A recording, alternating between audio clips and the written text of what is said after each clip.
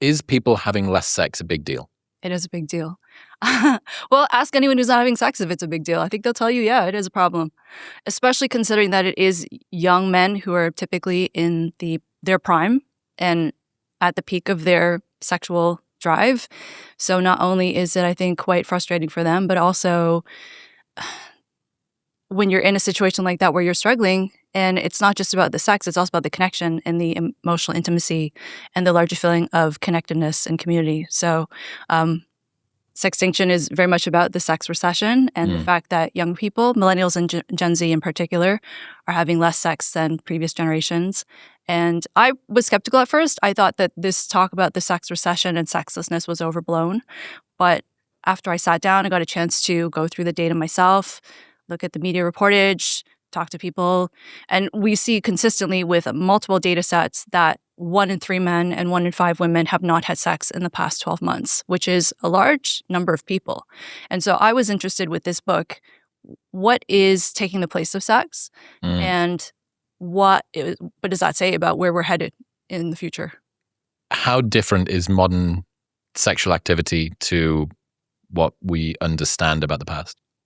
Well, in terms of, say, the outlets that we have available, so one question has been, is sex really on the decline, or is it that other outlets are taking the place, like porn, with some masturbation, things like OnlyFans, or now AI companions? So each of these subjects have a different chapter in the book to themselves, and in myself explaining, trying to understand what the trend is about. Is it convincing? I test them out myself, which was a lot of fun in many cases. Going through the scientific research in terms of what we do know about these technologies, and then also talking about the evolutionary biology and psychology that is underpinning them. So what makes these technologies alluring to human beings, and why is it that it's potentially dangerous or distracting us from real-life sex? How different is the amount of sex, person-on-person sex, that modern people are having compared with what we understand about the past?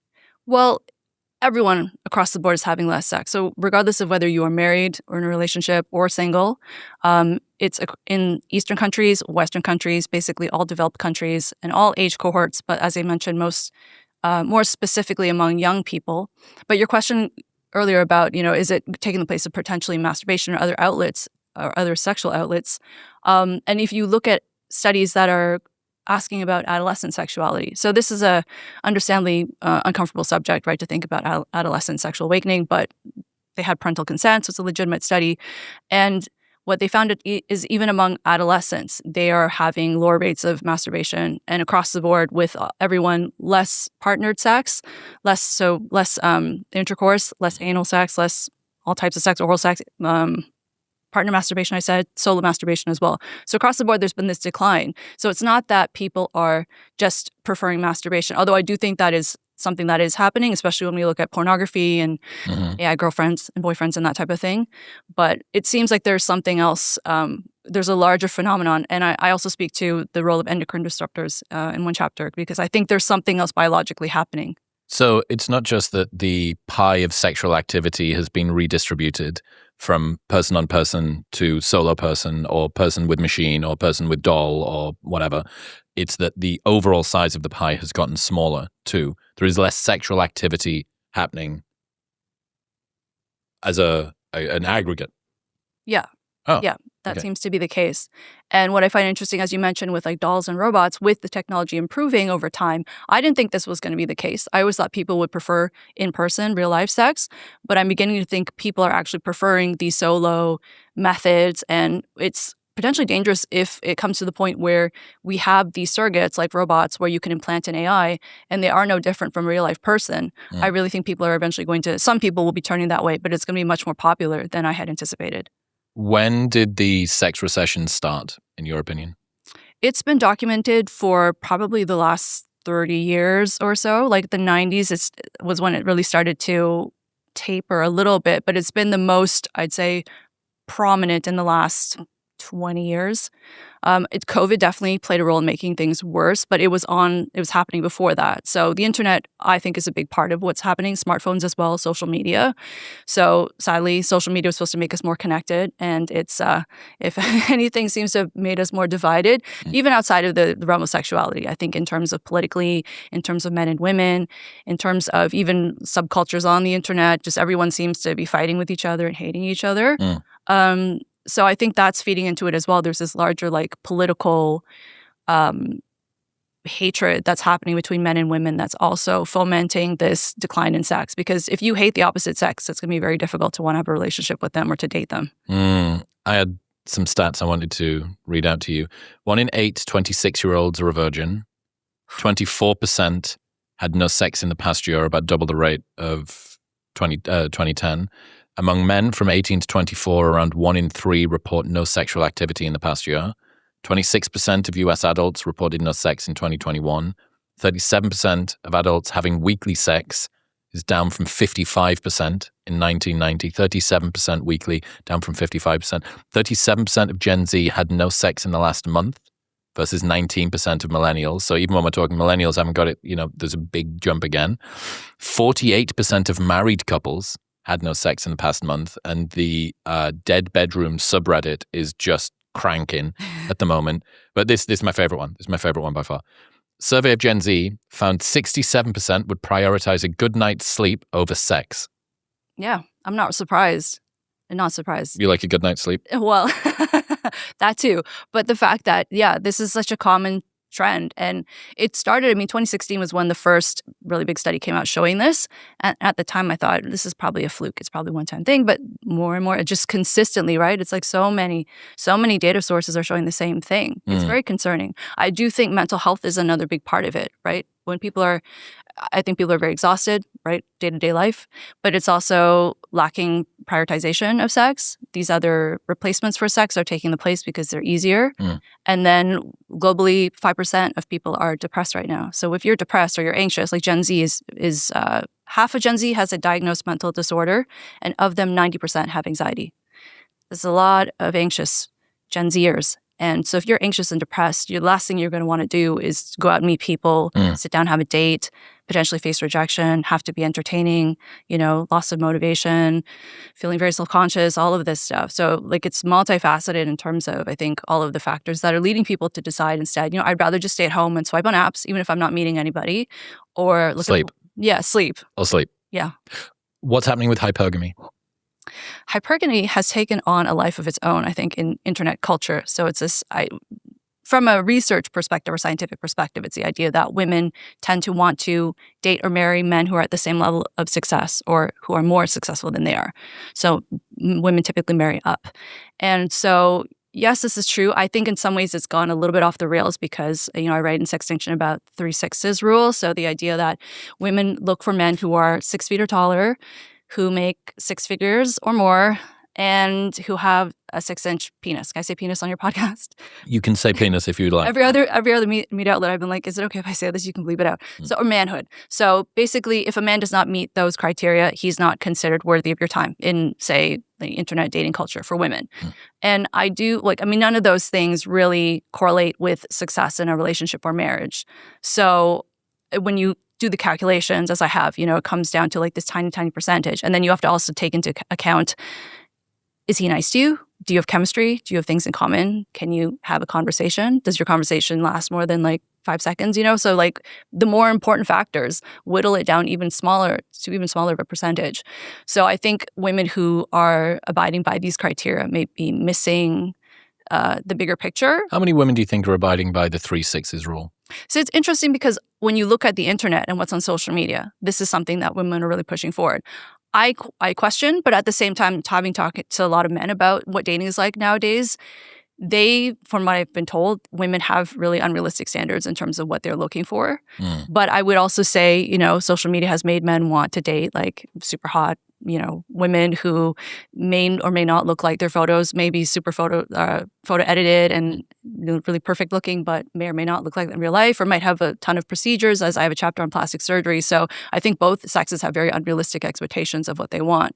But like anything, like evolutionary psychology and biology is not prescriptive. It's not saying this is what you should do. It's just basically generalizing or noticing trends in behavior or that explains mating psychology.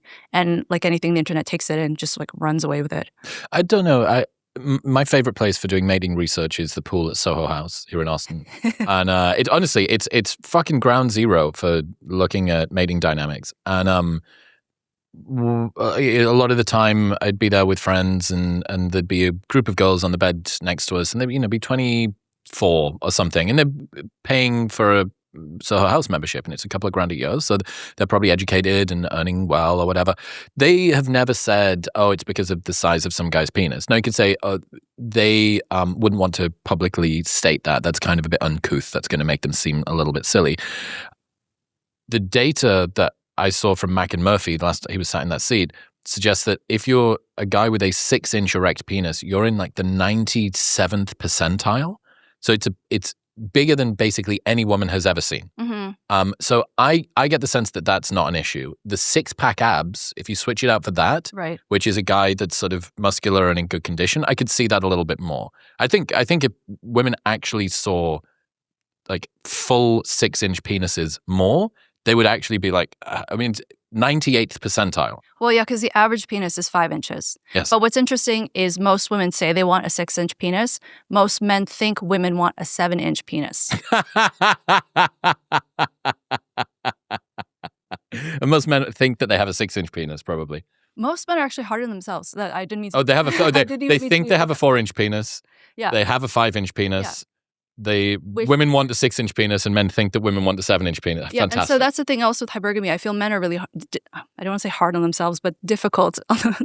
They challenge themselves more than they need Keep to. using the word hard. It's fine. Because they think like women want, again, like I read about looks maxing. Men think that women want this super hot Chad guy, that he has a perfect bone structure, that he has to have all these metrics, right? Especially guys are getting penile injections in terms of filler, or they're getting like enlargement and women, I mean, yes, some women do like those things, but by and large, most women care more about resources and protection and are you a good person? So I think hypergamy has also gone off the rails a bit in that way, in that men think that women just keep wanting more and more and more and better and better and better.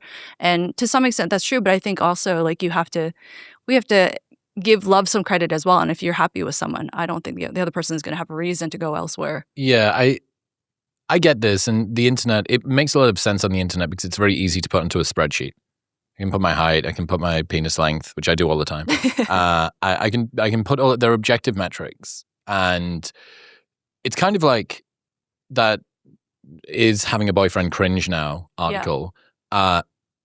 Very quickly, if you go outside, you realize that is having a boyfriend cringe is only true on the internet in the same way as the Kardashians made skinny not a fad as cringe. Like it really doesn't exist if you go out into the real world. If you go and sit around Soho House pool, for the most part, the issues that at least I hear from women and that I hear at my live shows is guys aren't ready to commit and they're not sufficiently emotionally educated and they don't seem very balanced and they don't really have their life together. They don't have a mission and they don't know where they're going. Now, I think that a lot of that is maybe publicly acceptable ways of putting a more difficult to define sense that there just wasn't chemistry. Something wasn't quite right. Why? It's like, well, if you're a post-grad girl trying to date a blue-collar guy, there might be a little sense of socioeconomic imbalance going on here. And have you heard me talk about the tall girl problem? I've given you this one. I have the high heel problem. Yeah, fucking Scott Galloway. Scott Galloway keeps calling it the high heel effect because he's ancient and he's demented. It's the tall girl problem. And then he stole it from me and started talking about it on CNN and misnamed it. And now anyway. Tell me, Chris, what is the tall girl problem? Look, it's exactly what you're talking about, which is if you have women that are socioeconomically more successful, you have an ever increasing group of high performing women and an ever decreasing group of ultra high performing men that are above and across from them. That gives most men this sort of invisibility cloak that means that they're not seen by women as potential protector providers. It creates a large cohort of women that did everything right. I went to university. I got the job. I pursued my career. I've got financial independence.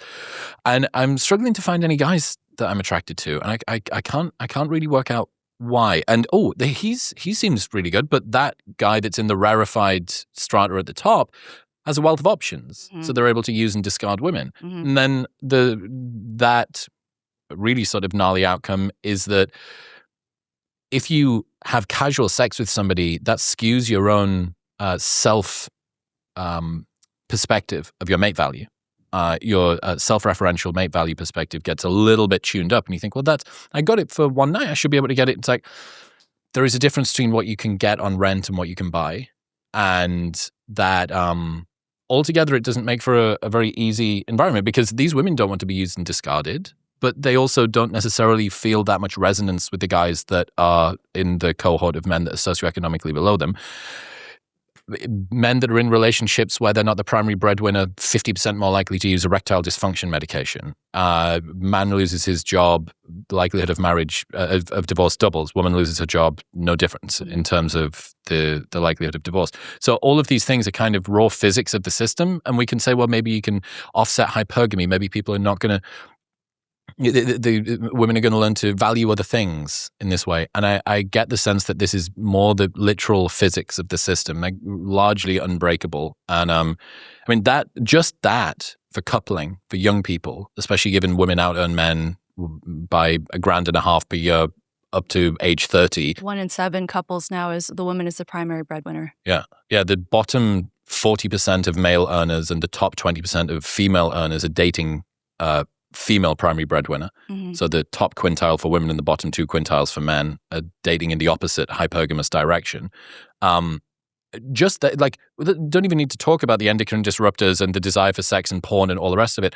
Just the coupling, right? Just simply the coupling there. Because I'd be interested to know how much hypergamy plays a role when it comes to a one-night stand. Well, okay. So that's a huge thesis of my book, this idea that because women are becoming more educated, more financially successful than men, they have fewer suitable bachelors to choose from. So what you find is that very successful Tall girl problem. Well, I need to coin my own term for this. It's fine. So, and I'll go on CNN and then misquote it. Call it something else. Call it something else. And then you and Scott can have a fucking battle to the end of time to work out who can misquote me. It's fine. So what happens, as you're saying, is that there's this smaller pool of very successful men who have their pick of the lot, who they're disincentivized in terms of settling down. Mm-hmm. So if they want, I mean, they can have multiple marriages in a row. You will see this happening. So you can't have, polygyny, but what you'll have is multiple marriages in a row. So they'll marry someone, have children, divorce her, have another marriage, have children, divorce her, go on. Mm-hmm. So, and then what happens is with men's dual mating strategy is that, you have long-term choices and short-term options. And so the women who fall into the short-term bucket may erroneously think that they're one of the long-term options, but men very much, when they meet someone or meet a woman, they choose which bucket she's going to go into, and there's not much chance of a crossover. Madonna whore complex. Yeah, exactly. So in terms of hypergamy and how to fix it, I think getting rid of DEI would be one start, so diversity, equity, inclusion initiatives, because that actively penalizes men, punishes men for no good reason. And if you are... Is that true? It actively penalizes men as opposed to just lifting up other groups? Yeah, well, I mean, coming from academia, I can tell you that they actually have job postings, I've seen them myself, where they explicitly will say, this job is for, a minority or a woman, basically ruling out white men. And I'm an immigrant. So. So it doesn't affect you. No, but it's crazy. I mean, I've had so many colleagues tell me this. I'm not in academia anymore, but they will tell me the things that they experience behind basically closed doors, where if they want to apply for something, they'll be discouraged because they'll say this position is for a woman or for a minority, so don't bother applying. So this is just one, faction of society. My understanding is this happens everywhere. This was very much in like corporations as well, but I think it's been hopefully dialed back a little bit, right? And your goal here is if you enable men to get access socioeconomically, that allows this imbalance, the tallness of women, the men get to grow tall, a little bit taller. Right. It lets it be a little bit more of like an organic outcome. Isn't it strange? There's sort of a zero-sum perspective of empathy that any support that's given to any group is seen as being taken away from another group, especially one that's more deserving. And that if we support and raise up men, that means that we're taking it away from some minority or somebody else that should deserve it. But if your goal is to live a happy life, if you're not enabling guys, if you're a girl, woman, or a mother, right? You don't even need to be in the dating pool. Married mother that's exited the dating pool. Presumably you want your daughters to be able to have eligible partners. Mm-hmm. The very dearth of eligible men is caused by the fact that they're not being given this kind of access. Now, it's an interesting one because I don't know if men are actually that keen about the idea of going to university. Well, I don't know how driven they are about the career thing in quite the same way anymore. They are at the tails. Part of it, I think, is because of the DEI and the feminism, and that they sense that they're not going to get a fair chance. You know, if they're being taught all through, say, the education system in high school, even girls are getting. I've seen polls where they show like male students say they feel it's unfair. Girls are favored by teachers, so already they're feeling a bad taste in their mouth. And then you go to apply to university, and you know that the odds are stacked against you. I do think that I understand why some people, especially some women or more progressive women, may be fearful of allowing men to have a fair chance or to roll back some of the advantages that have been given to women because they fear, is this the start of us not being allowed to work? Regression. Yeah, or not being allowed to pursue education or own property or things like that. But I think they have a very misguided idea of what the outcome is going to be, because if it continues this way, where women are continuing to outperform men in education, they make more money, who are you going to date? You know, they think that the men, because these men have fewer options, that they're all going to be clamoring for these women. But these women, because they're so educated, they're not going to want anything to do with these guys. Correct. So they're all fighting for the smaller pool of men, and it's going to be vicious. Yeah, it's not good. In other news, you've probably heard me talk about Element before, and that's because I am, frankly, dependent on it, and it's how I've started my day every single morning. This is the best tasting hydration drink on the market. You might think, why do I need to be more hydrated? Because proper hydration is not just about drinking enough water, it's having sufficient electrolytes to allow your body to use those fluids. Each grab-and-go stick pack is a science-backed electrolyte ratio of sodium, potassium, and magnesium. It's got no sugar, coloring, artificial ingredients, or any other junk. This plays a critical role in reducing muscle cramps and fatigue while optimizing brain health, regulating your appetite, and curbing cravings. This orange flavor in a cold glass of water is a sweet, salty, orangey nectar, and you will genuinely feel a difference when you take it versus when you don't, which is why I keep going on about it. Best of all, there's a no questions asked refund policy with an unlimited duration. Buy it, use it all, and if you don't like it for any reason, they give you your money back and you don't even have to return the box. That's how confident they are that you'll love it. Plus, they offer free shipping in the US. Right now, you can get a free sample pack of Element's most popular flavors with your first purchase by going to the link in the description below, heading to drinklmnt.com/Modern Wisdom. That's drinklmnt.com/Modern Wisdom. How's birth control contributed to this? So birth control has affected mating psychology. I'll start with women. It's because birth control halts ovulation. So just very briefly for your audience, in case they may not be aware of how birth control works, ovulation is when women are the most fertile in their cycle. So that's when they can become pregnant. So that window is typically around, say, day 11 to 16 of your cycle. So your first day of menstruation is day 1, and then it goes into, I'll leave it at that.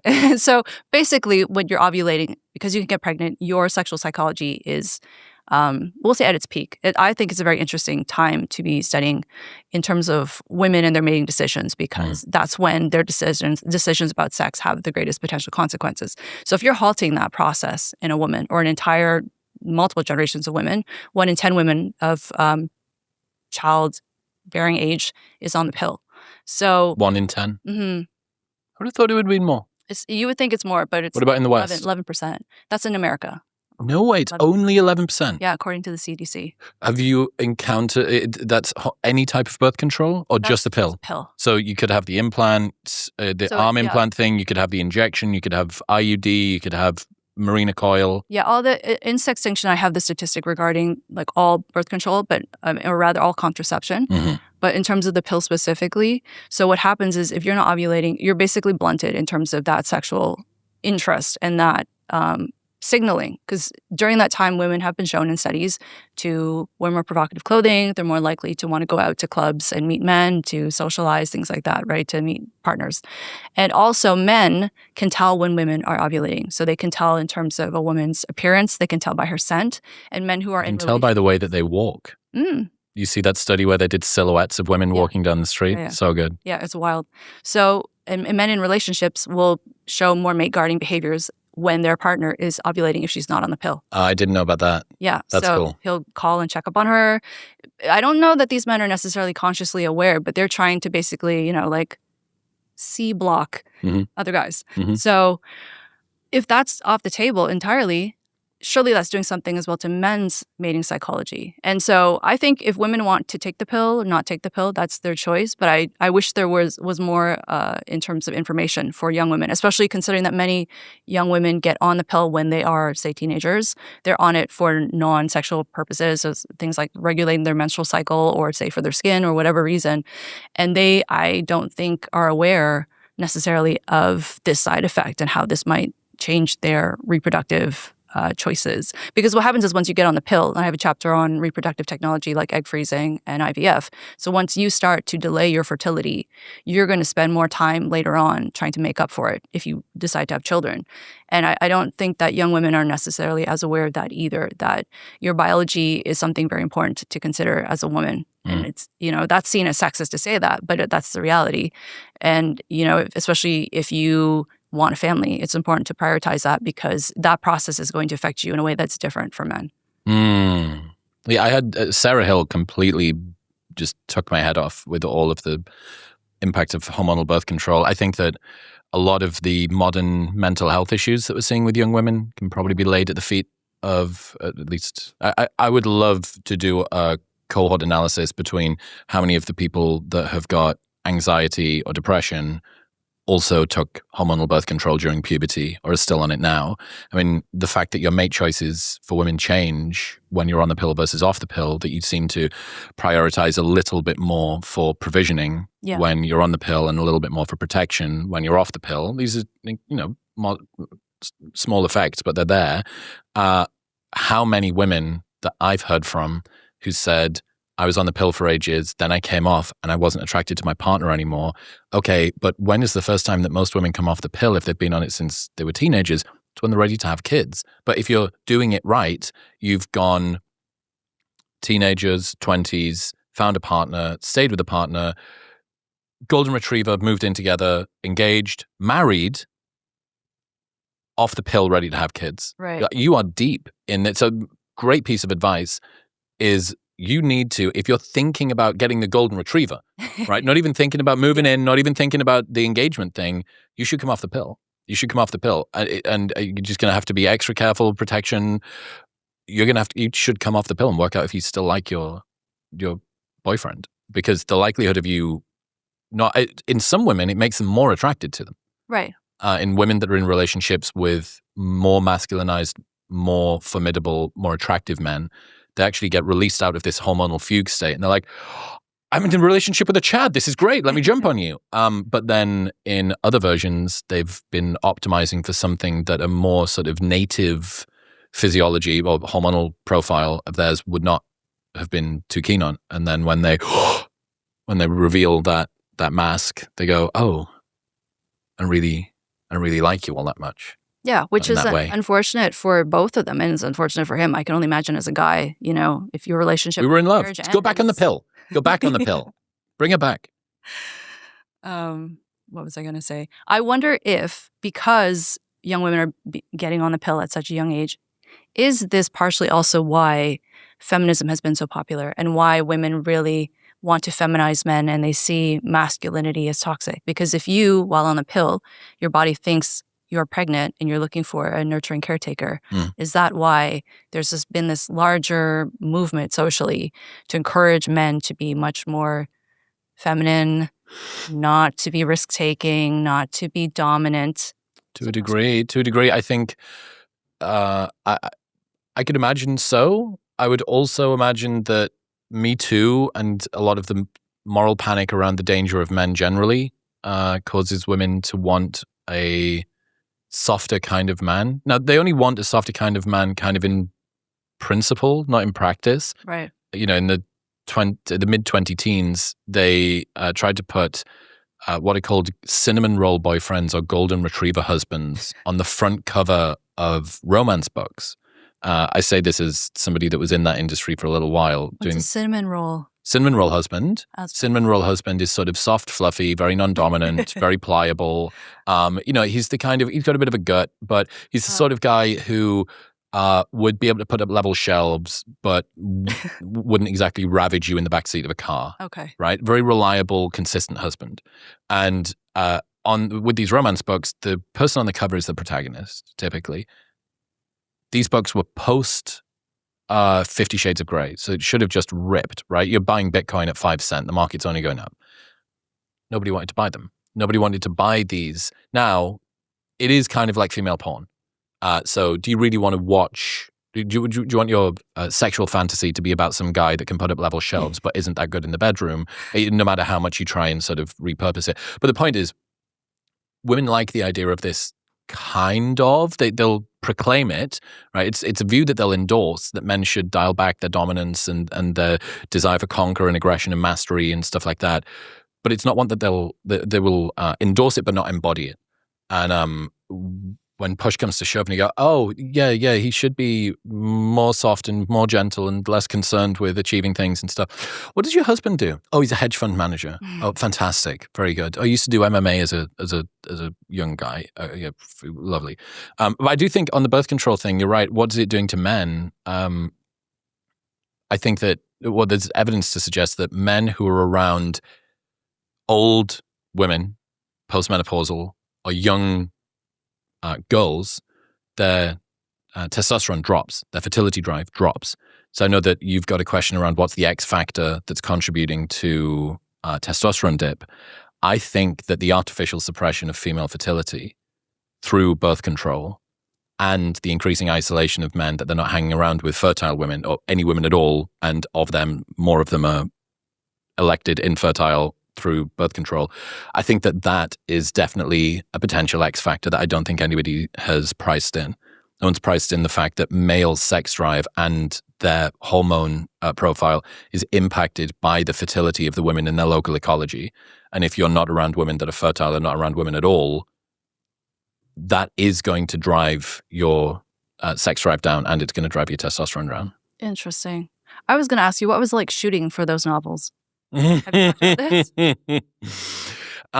So the way that I used to do it was I would shoot with a photographer for just my portfolio stuff. So it wasn't purposefully raunchy shit. I guess I don't know. I just turned it on. I don't know what happened. Anyway, it got picked up. The first shoot that I did got picked up by a really good author and put on the cover of a book called Ricochet. And then I got flown out to go and do some of these, they're like book conventions, I suppose. Oh.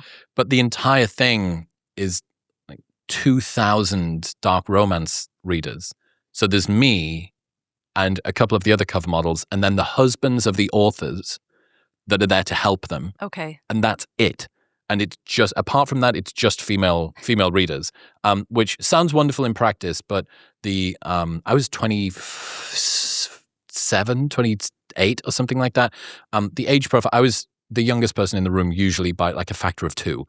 Anyway, it was interesting. It was fun. It's a part of my history, but I've aged out. Yeah. I might just pivot into cinnamon roll husband. I can't wait for that. Get a go. Yeah. Chill out. There you go. If this podcast, if it tanks, fuck it. Well, anyway, so you've already got what's happening with hormonal birth control for women, and then we do have endocrine disruptors for men too. Yeah, so definitely. I mean, there have been a number of studies showing this, that testosterone levels have been declining for the last, say, 40 years. And it's been, pretty severe, I would say, in the last 20 years. And researchers have accounted for things like age, diet, weight, exercise, lifestyle choices like alcohol, smoking, and cannabis. And still they say there's something going on here where it is environmental and that it is something specific to this time period. And so they do think that there's something, in terms of the food we're eating potentially, or in our water supply. I've read a lot of the animal literature in terms of drugs in the water and how this affects fish or what are the craziest stories that you learned about that? There was one species of Japanese fish, and they tested diazepam. So, there was one study that looked at fish that were exposed to pharmaceutical waste, and then also I'm trying to think what the other source was, but basically one part of the water supply, the fish were masculinized. So they're intersex in both directions. Some of the fish were more more masculine, and then some of them were feminized. So it's basically saying, this is happening to the fish. Like, what do you think it's doing to humans? But with these Japanese fish, they were lethargic and they were basically too knocked out to breed. The courtship behavior was messed up. The female fish, their ovaries were so distended, and I felt really bad for the fish looking at these pictures because I thought that doesn't look, very healthy or comfortable. So it's basically, these drugs are doing something to us, and how, if you're not even aware of it, even if you do manage to find a partner and you fall in love and decide you do want to have a family, you might come up against these issues. And then if you're not even aware that this is what you're ingesting on a daily basis, what do you do then? SSRIs drive sex drive down, right? Yeah. Yeah, they affect the libido. And there's also post-SSRI sexual dysfunction. Syndrome. Yes. PSSSD. Yeah. And the fact that in many cases we don't know the effects of these drugs on children. And in some cases they are being prescribed to kids. So that's very concerning. A quick aside, you've probably heard experts like Dr. Rhonda Patrick talk about the benefits of omega-3s. They reduce, omega-3s.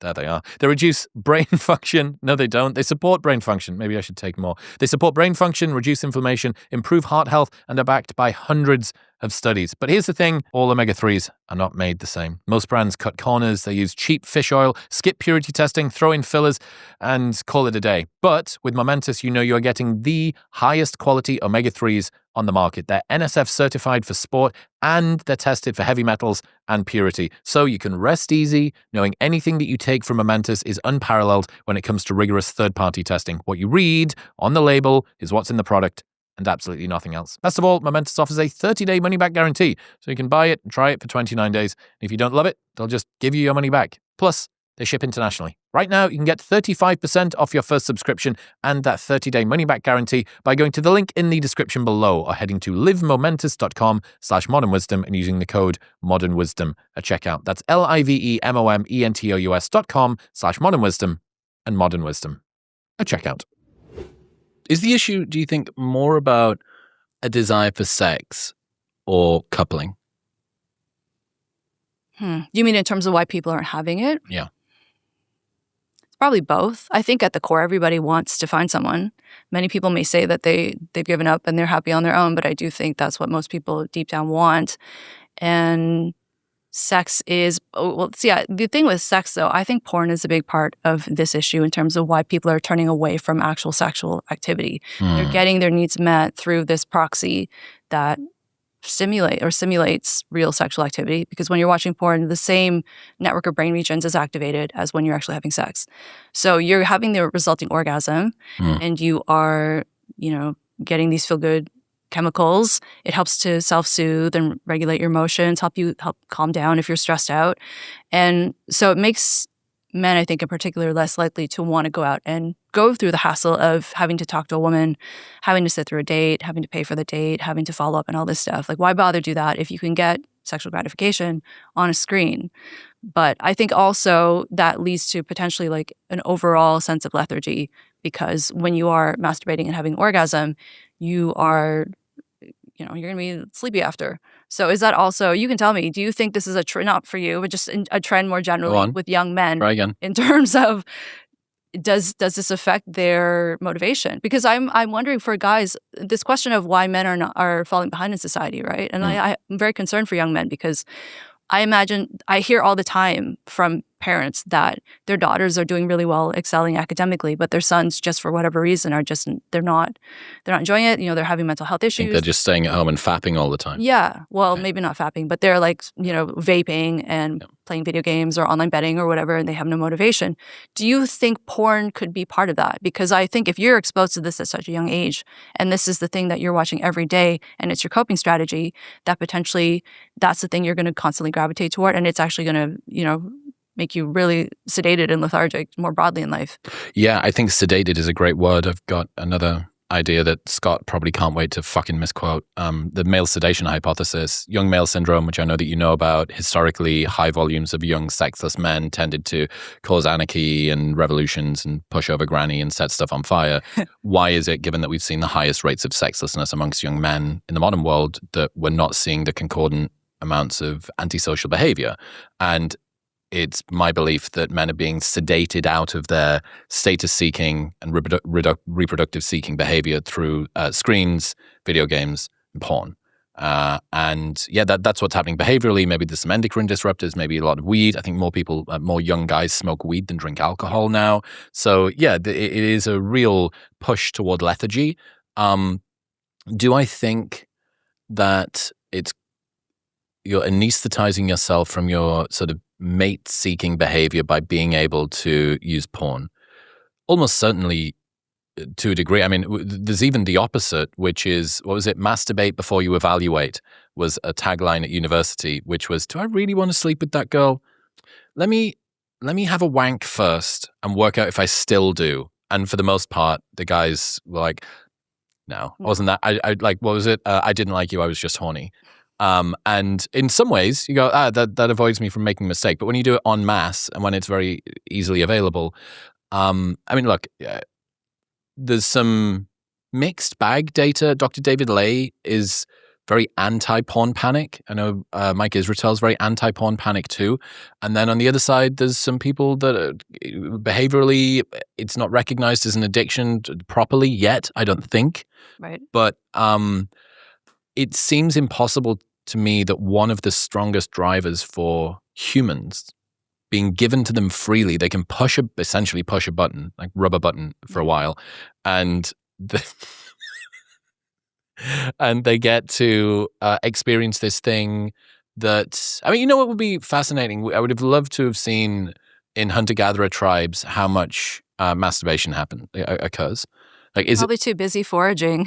Okay, well, that might be true.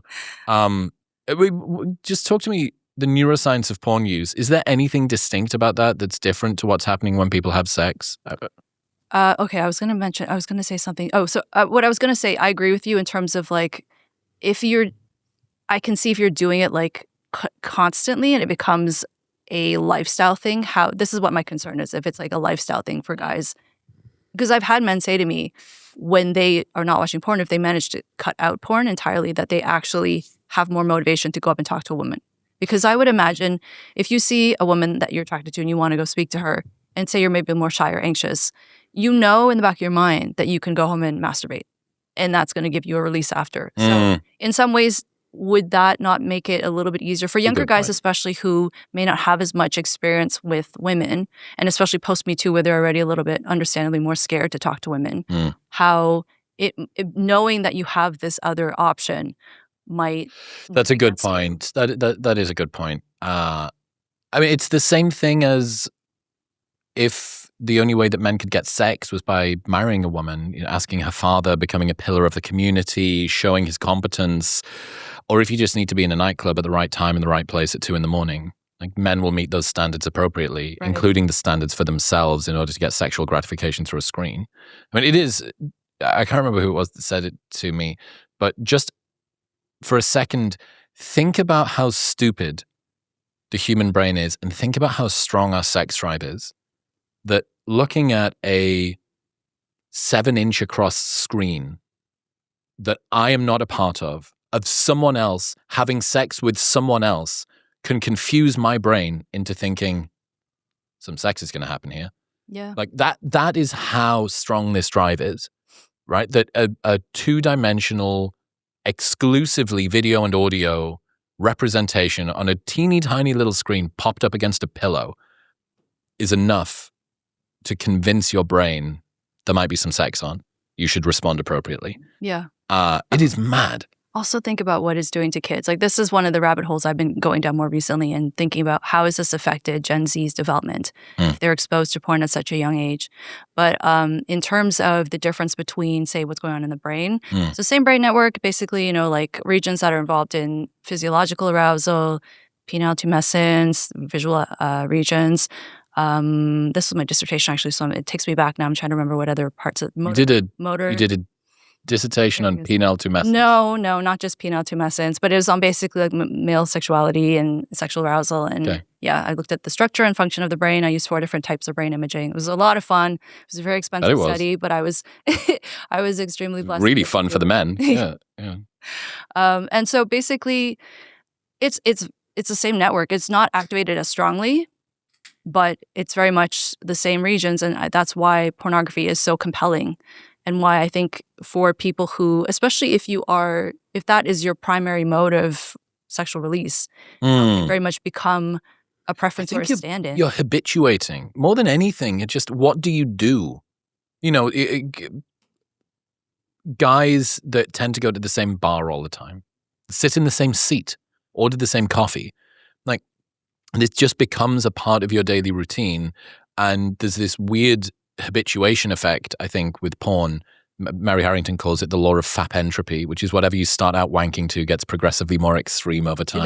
That's actually, I like her work, but actually that's not exactly accurate. Tell me what is accurate. For guys who end up watching, quote, extreme stuff, that's actually what they liked all along. It just took them a while to admit it to themselves.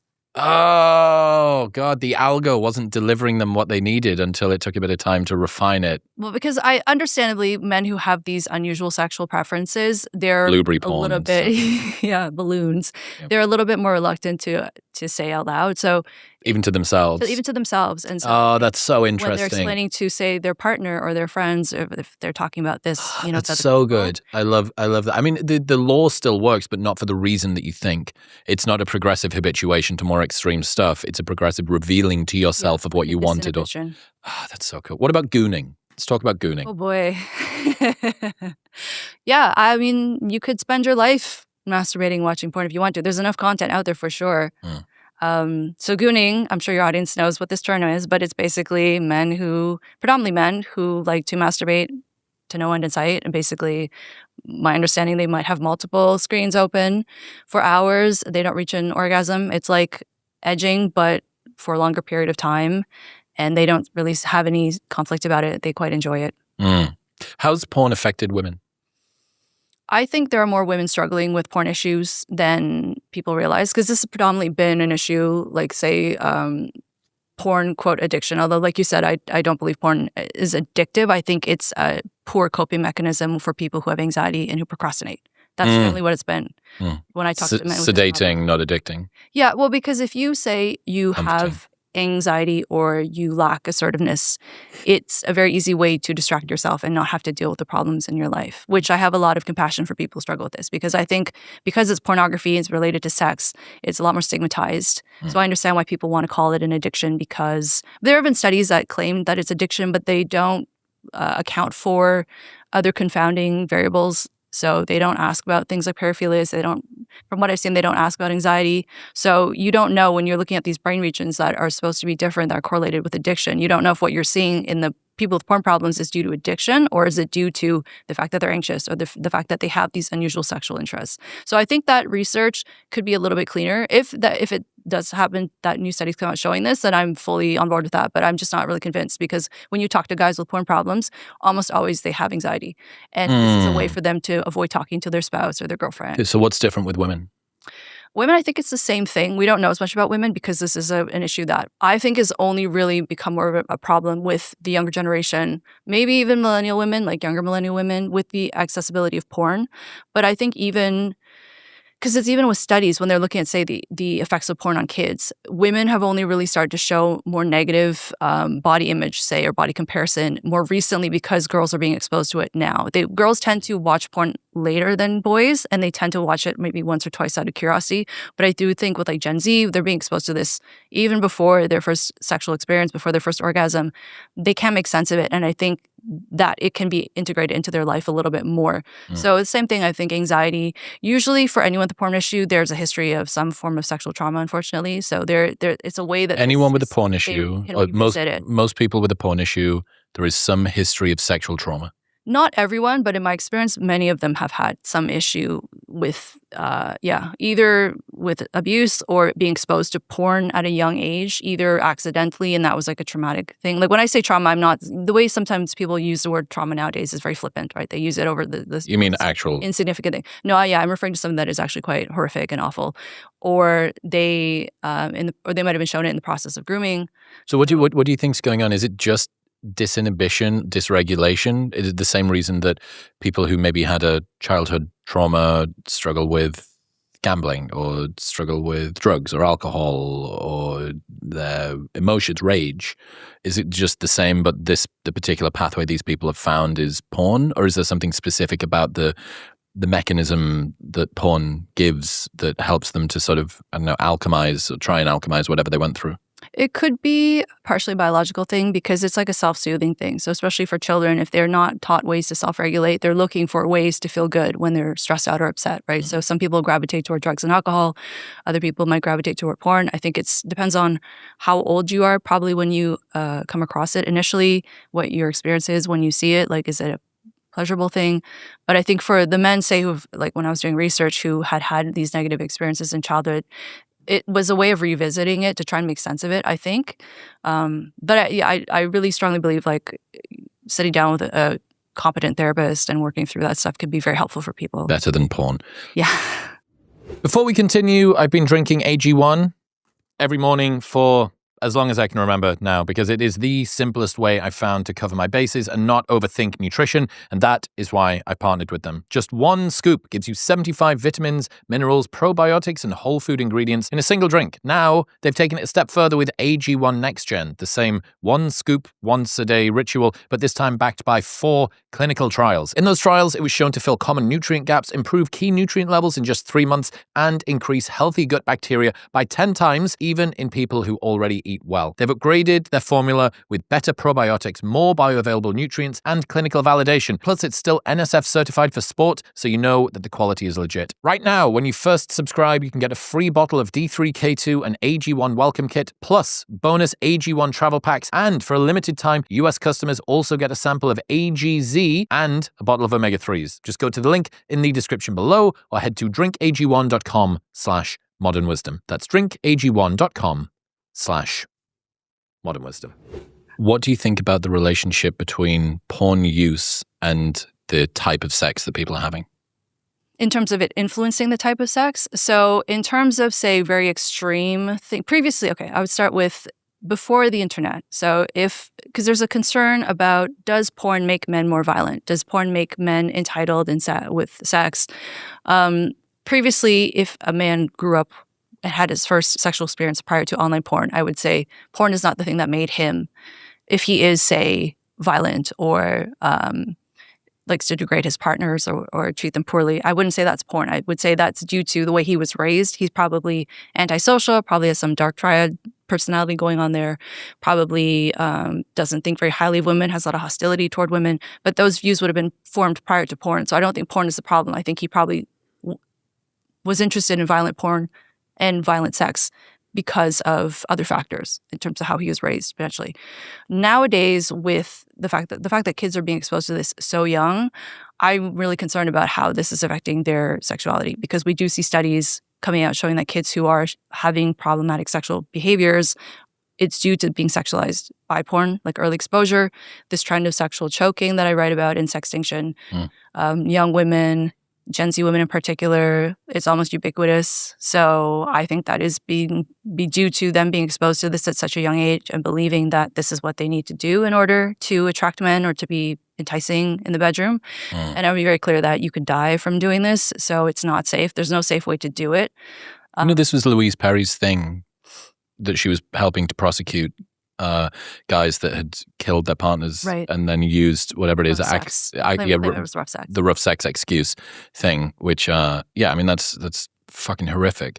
There is a bit of research that I wanted to talk to you about, which I've never spoken about on the show before. You're probably familiar with. A new study interviewed 302 adults. Of those, more women enjoyed aggression in porn, were aroused by portrayals of female pain, and reported wanting to see more aggression. And this is a bar chart which shows women saying, double the number of women saying aggression is arousing, triple the number of men, triple number of women to men, hard aggression is arousing. Maybe 4 times the number of women to men would like more aggression in mainstream pornography. Maybe 30% more actively seek aggression. The only thing that men are stronger on is aroused by women showing pleasure in response to aggression, and that's maybe 5%. Aroused by women showing pain in response to aggression, nearly double women to men. Okay. This seems to be this is a small sample size, 302 people, but this is, you can dig deeper and find out kind of the same pattern. And it's something that I remember I once read a feminist who wrote about this, and she said something along the lines of, it's an uncomfortable fact for most modern feminists that women seem to prefer aggressive porn than men do. And misogynists use this as an excuse that, like, she wanted it made type thing. That, to me, does suggest that the picture is a little bit more complex than just guys have learned it in porn. Yeah. And now they're doing it to women, and women feel the need to perform up to it. That, no one's pushing women in that way. It's not the only study of that kind. And no, I agree. I'm not one of those people that think that this is entirely like men pushing it on women and women have no choice but to do it. I do think there are some women out there that's sexual masochism. Mm-hmm. So it's like sexual arousal at the idea of being hurt, humiliated, degraded by your partner. So that's the only paraphilia that you actually find in women typically. So usually women... that's so interesting. The only paraphilia that's typical in women, paraphilia being kind of odd sexual proclivities, is... masochism. Self-masochism. Masochism is when it's happening to you. Sadism is when you're doing it to someone else. Right. Okay. Cool. Cool. How much sadism is there in women? So when you do see other paraphilias like sadism, it usually is correlated with personality disorders. Right. The cluster B, dark triad. Cluster B, yeah. Okay. Anyway, so the masochism for women. Yeah. So evolutionarily, it could be because women's bodies, have you heard of the study where women basically are aroused to any type of porn? So it's whether it's... Yes, they're more sexually fluid. Girl on girl, guy on guy, girl on guy. Well, this is why... Just to be clear, animals having sex, not people having sex with animals. I don't agree with bestiality. What's that fucking hockey players, the two hockey players boning? What's that thing? It's that series. Not Hot Ones, that's the wing thing. What the fuck is it? Two hockey players? Two hockey players. It's taken the world by storm. Heated Rivalry. Fucking Hot Ones. I didn't know. Heated Rivalry. I knew I got there. You're Canadian. You're supposed to know. Sorry, it was a hard week for you. I don't actually watch porn, so that might be why I've never heard of it. Heated Rivalry was a book. It was a book about these two hockey players on opposing teams, and then they fuck each other. Why are you reading this? I'm not reading it, right? This is a big TV show. I've never seen anything like this.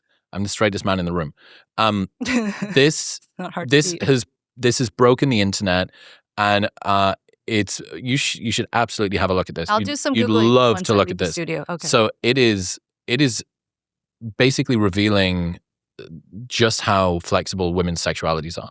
Yeah. That these two guys, there was a book super popular, then pivoted over into this TV series, and the TV series is fucking ripped. It's like a Brokeback Mountain on ice, right? But was it actually pornographic, or was it just like hinted? Asking the wrong guy. I'm sorry. Okay. I didn't get... I mean, I have to assume that there was either implied or like pretty close to like raunchy shit happening on the screen. Okay. Anyway, that you're quite right. Why is it that you think that women's sexuality is more fluid than men's? Well, the unfortunate reason is rape. So in the past, right, evolutionarily speaking, it protects the woman's body if she can become aroused regardless of what is happening. Which is why sometimes during sexual assault, women can still reach orgasm. Yeah. And then they feel loads of shame afterward because it's fucking horrific. They think, did I want that? Did I want this thing? How fucking awful am I? I'm traumatized, and now my body did a thing to me that I'm traumatized about as well. It's so brutal. Speaking to those findings, though, I would be curious to know how they sampled. Like, do you remember like how they sampled for those women? Preferences related to aggression, pleasure, and pain in pornography among male and female interviewees. I've got I can send you the journal article. But certainly, even if we don't look at aggression is arousing, hard aggression is arousing, like would like more aggression in mainstream pornography, actively seek aggression, aroused by women showing pain in response to aggression. Just look at the romantasy genre. Mm-hmm. Well, evolutionarily speaking, like in terms of masochism, it would benefit women to show a capacity to endure pain. Yeah, or like I want to say subjugation, but it evokes like caretaking behaviors from men, right? If they see that a woman is great, like in need of help or support. Yeah, I suppose so, to a degree, but there's also a kind of resilience in masochism. right? That I can withstand it. There's almost anti-fragility, not a fragility. That goes back to the trauma that I talk about in Sex Extinction, and is in the porn chapter about how many individuals who are into BDSM and kink actually do have a history, especially of physical abuse in childhood. Oh, I imagine that made you very popular. No, it's still happening now. People are because you were a sex positive, oh yeah, research writer person, right? Yeah, I was a columnist for a well-known men's magazine with nude women in it, and writing this book, I was so grateful to have the chance to sit down and really question a lot of the beliefs I had. And I went through my own data that I collected when I was still in sex research, and I found the same thing.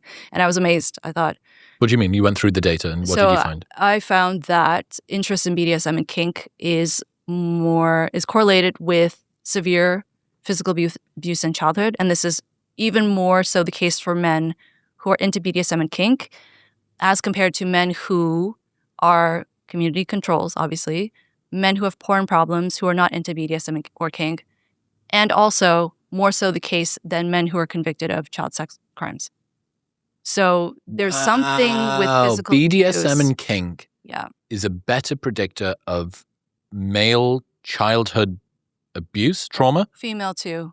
But than pedophilia is. Victimization.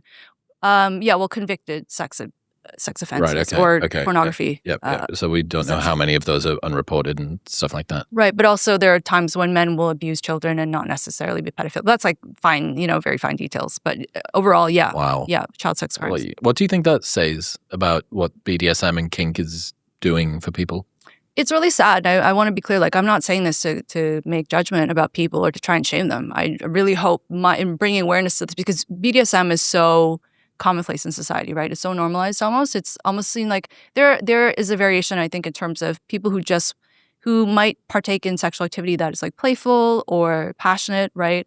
Versus wanting to strangle your partner, wanting to really hurt them, wanting to humiliate them, or if you enjoy those behaviors done to you, especially for women, because physical harm, it wouldn't really make sense for women or men, but why would physical harm be correlated with orgasm? Right? If you can potentially become pregnant from this act, why would it be beneficial to you and your offspring to find physical pain and what do you think? Arousing? Yeah, why? Why? Because something went wrong with the system. And it's getting wires crossed. Yeah. So my hope is that by bringing attention to this, because so many people, I sense, enjoy these things but don't really know why, or they think it's something that it's something they take pride in. And I would just like to say maybe it's something that you should look a little more deeply into. They're using their sexual preferences as a way to work through something that maybe should be done with a therapist. Yeah. Interesting. I remember I was talking to a researcher, and they were telling me about how this, maybe not uncontacted tribe, but this relatively uncontacted tribe, one of the rites of passage that they had for women was that men would get reeds, thick reeds and sticks, whippy sticks, and they would stand there and they would whip the women across their backs. Like every woman in the tribe had huge scars everywhere across their backs, and the goal of the women was to be able to stand there and not flinch, not make noise, not cry, not whimper, not yell, not do anything. And this was supposed to be a presentation of their capacity to endure what would become giving birth, child rearing. And that, when you were talking about it might engender sympathy from men, which I can completely see, like just the power dynamic, the subjugation, all of that does make sense. Allow me to come and hold you. But if you're able to withstand pain, there's also a kind of resilience in that, which I think would almost work against it. So yeah, kind of interesting. I always think about that example when it comes to sort of female behavior in kink. I'm like, is this maybe some kind of demonstration of my capacity, of the woman's capacity to endure hard things physically, not like lift heavy things, right? That's the guy picking you up and putting you against the wall. That's the ability for him to physically dominate you.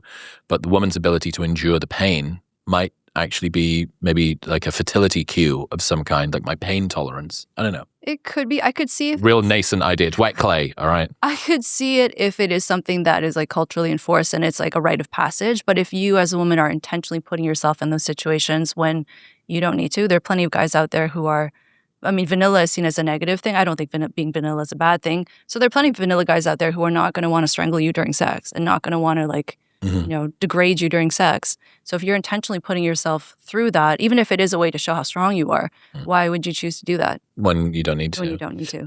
Romanticy. I was sat on the plane flying to St. Louis a couple of weeks ago, and there was a lovely woman sat next to me, and she had her iPad up, and she was reading Court of Thorns and Roses. Now, what is that?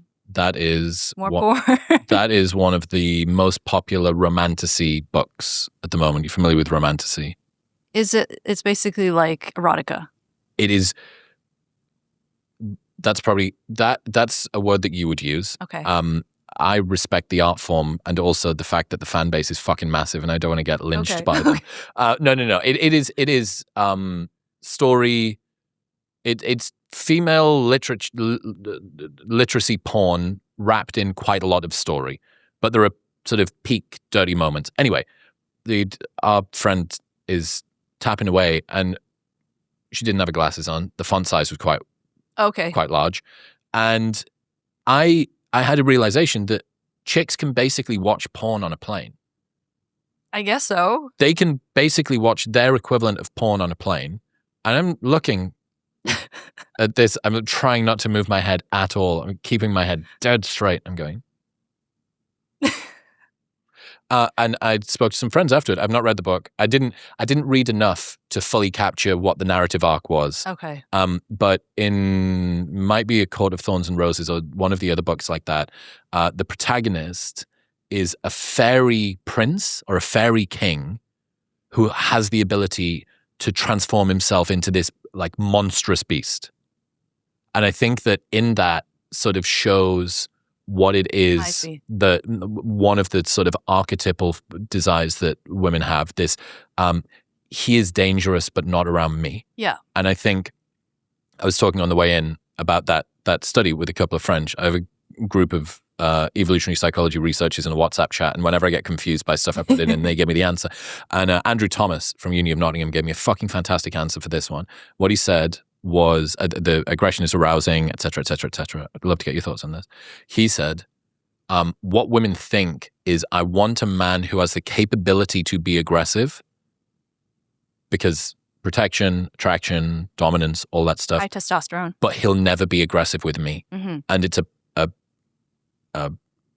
pattern misfiring of the sort of pattern detection, which is, well, most guys that have the capacity to be aggressive don't have the regulation to be able to turn it off and create bright lines and contain it in that way.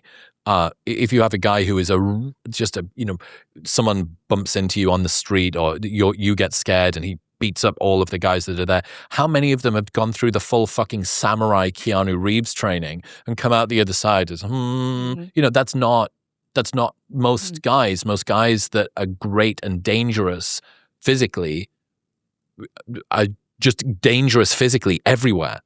Not in it's not compartmentalized. Yeah. I definitely agree. So that's the allure of, I suppose, the romance novel, where you can have the duality there that doesn't. Fairy king who can become the beast, but he's never going to be the beast with you. Mm-hmm.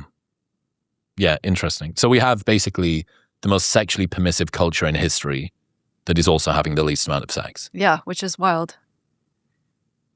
It's crazy when you think about, like, I was thinking about social media and even something as subtle as that. Like, everyone's on social media, but I do think even that is changing the way that people view potential partners, how they view their own partners. How so? Study that I cited in Sextinction showing that roughly 1 in 10 men actually loses interest in having sex with his own partner after looking at influencers, and that women also feel less sexually desirable after being on social media. 1 in 10 men lose interest, like for a brief window of time. They didn't specify. Okay. Yeah. So they're less interested in having real sex with their partner when they've been looking at influencers on the internet. Yeah. So I do remember at uni, this is so fucking bad. That was an English study too, actually. So Good. Well, it was probably the people that I used to employ. It was probably the lads that used to work for me. I do remember there was two guys that were going to go on first dates with these two chicks 2 nights in a row. And on the first one, he turned up and he ended up going back with her and having sex. But he said she looked nothing like her Instagram. It was gutting. It's like she was so hot on the Instagram, kind of like a catfish type thing. And he had this joke about he wondered if he could have just sellotaped her Instagram to her forehead so he could have looked at that. And then the next night, the guy went out on one and she was really lovely and great. And then I don't think they'd slept with each other that night. And he came back and looked at her Instagram and got turned off because she wasn't able to present herself in the marketplace of... But that's a good thing, no? I said that. That's what I said. I was like, dude, you found a barn find. That's a diamond in the rough. You found somebody that's really fantastic, shows up wonderful in person, that the marketplace where most other people are going to be competing with you for her, she's just not present. I don't know what it was. I didn't do my research. So what is it he didn't like about the fact that, like, so he can't send people to her profile to look at her? No, I think that it wasn't even as deep as that. Sorry, it was significantly more deep than that. Not that he couldn't show off this girl that could potentially become his girlfriend or whatever to other people on Instagram. I think what I believed it to be was he was so conditioned to judging a woman's attractiveness through her social media profile, and especially given that it's the most extreme version of you, Mm-hmm. and for men too, right? The most extreme wealth or whatever, that he got the ick by her having a bad Instagram account, Instagram. Oh, man. I don't know. The club promotion industry is a weird and wonderful place, but I'll never forget it. 2 nights in a row, one guy saying, I wish I could have strapped her Instagram to her forehead. And the next night, the guy going, she was amazing, but I went and looked at her social media profile after we'd been on the date. And it was a turnoff, dude. I got the ick because her Instagram wasn't hot. So he wants the hot Instagram lady who's just as hot in real life. Yes, I think so. Look, these guys were 19. But They had no prefrontal I cortex. don't even think that that's that uncommon, though. I think it's that social media has done something like that more subtly, though, to the general population. You think? We'll get back to talking in just 1 second, but first, if you have been feeling a bit sluggish, your testosterone levels might be the problem. They play a huge role in your energy, your focus, and your performance, but most people have no idea where theirs are or what to do if something's off, which is why I partnered with Function, because I wanted a smarter and more comprehensive way to actually understand what's happening inside of my body. Twice a year, they run lab tests that monitor over 100 biomarkers. They've got a team of expert physicians that analyze the data and give you actionable advice to improve your health and lifespan. And seeing your testosterone levels and tons of other biomarkers charted over the course of a year with actionable insights to actually improve them gives you a clear path to making your life better. Getting your blood work drawn and analyzed like this would usually cost thousands, but with Function, it's just $499. And right now, you can get $100 off, bringing it down to $399. Get the exact same blood panels that I get and save that $100 by going to the link in the description below or heading to functionhealth.com/modernwisdom. That's functionhealth.com/modernwisdom. Why? So guys are less likely to want to have sex after they looked at influencers, and girls are less likely to feel attractive. Yeah. They feel less attractive. Okay, so it's a comparison game. Yeah. Right. Why? What do you think's going on? What's the mechanism? Well, I wrote a chapter about plastic surgery, and when you look at this trend of young, especially really young, in some cases girls getting procedures done, I do think social media has done something to make them feel that they need to do this to compete and to get a partner or to at least be found attractive. And there has to be something with just like constantly being inundated with these images on social media. They have found in, say, adolescent girls that girls who are less popular or girls who tend to do upward comparison, so tend to compare themselves to, say, more attractive women or more popular girls tend to fall prey to this a little bit more.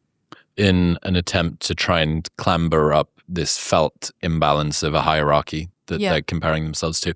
Okay, talk to me about what's happened to plastic surgery over time Have we seen increases in it? Have the types changed? What's the context of people getting different looks? The Kardashians did the fucking BBL for a while. Is that still in? Now it is breast augmentation for Gen Z women. So they are actually, boob jobs are very popular among that cohort. Okay. I do think that's influenced by pornography. Also labiaplasty. I was just looking actually at a study a couple nights ago showing that women, very many young women feel self-conscious about their labia and are actually getting these procedures done, which is also influenced from porn.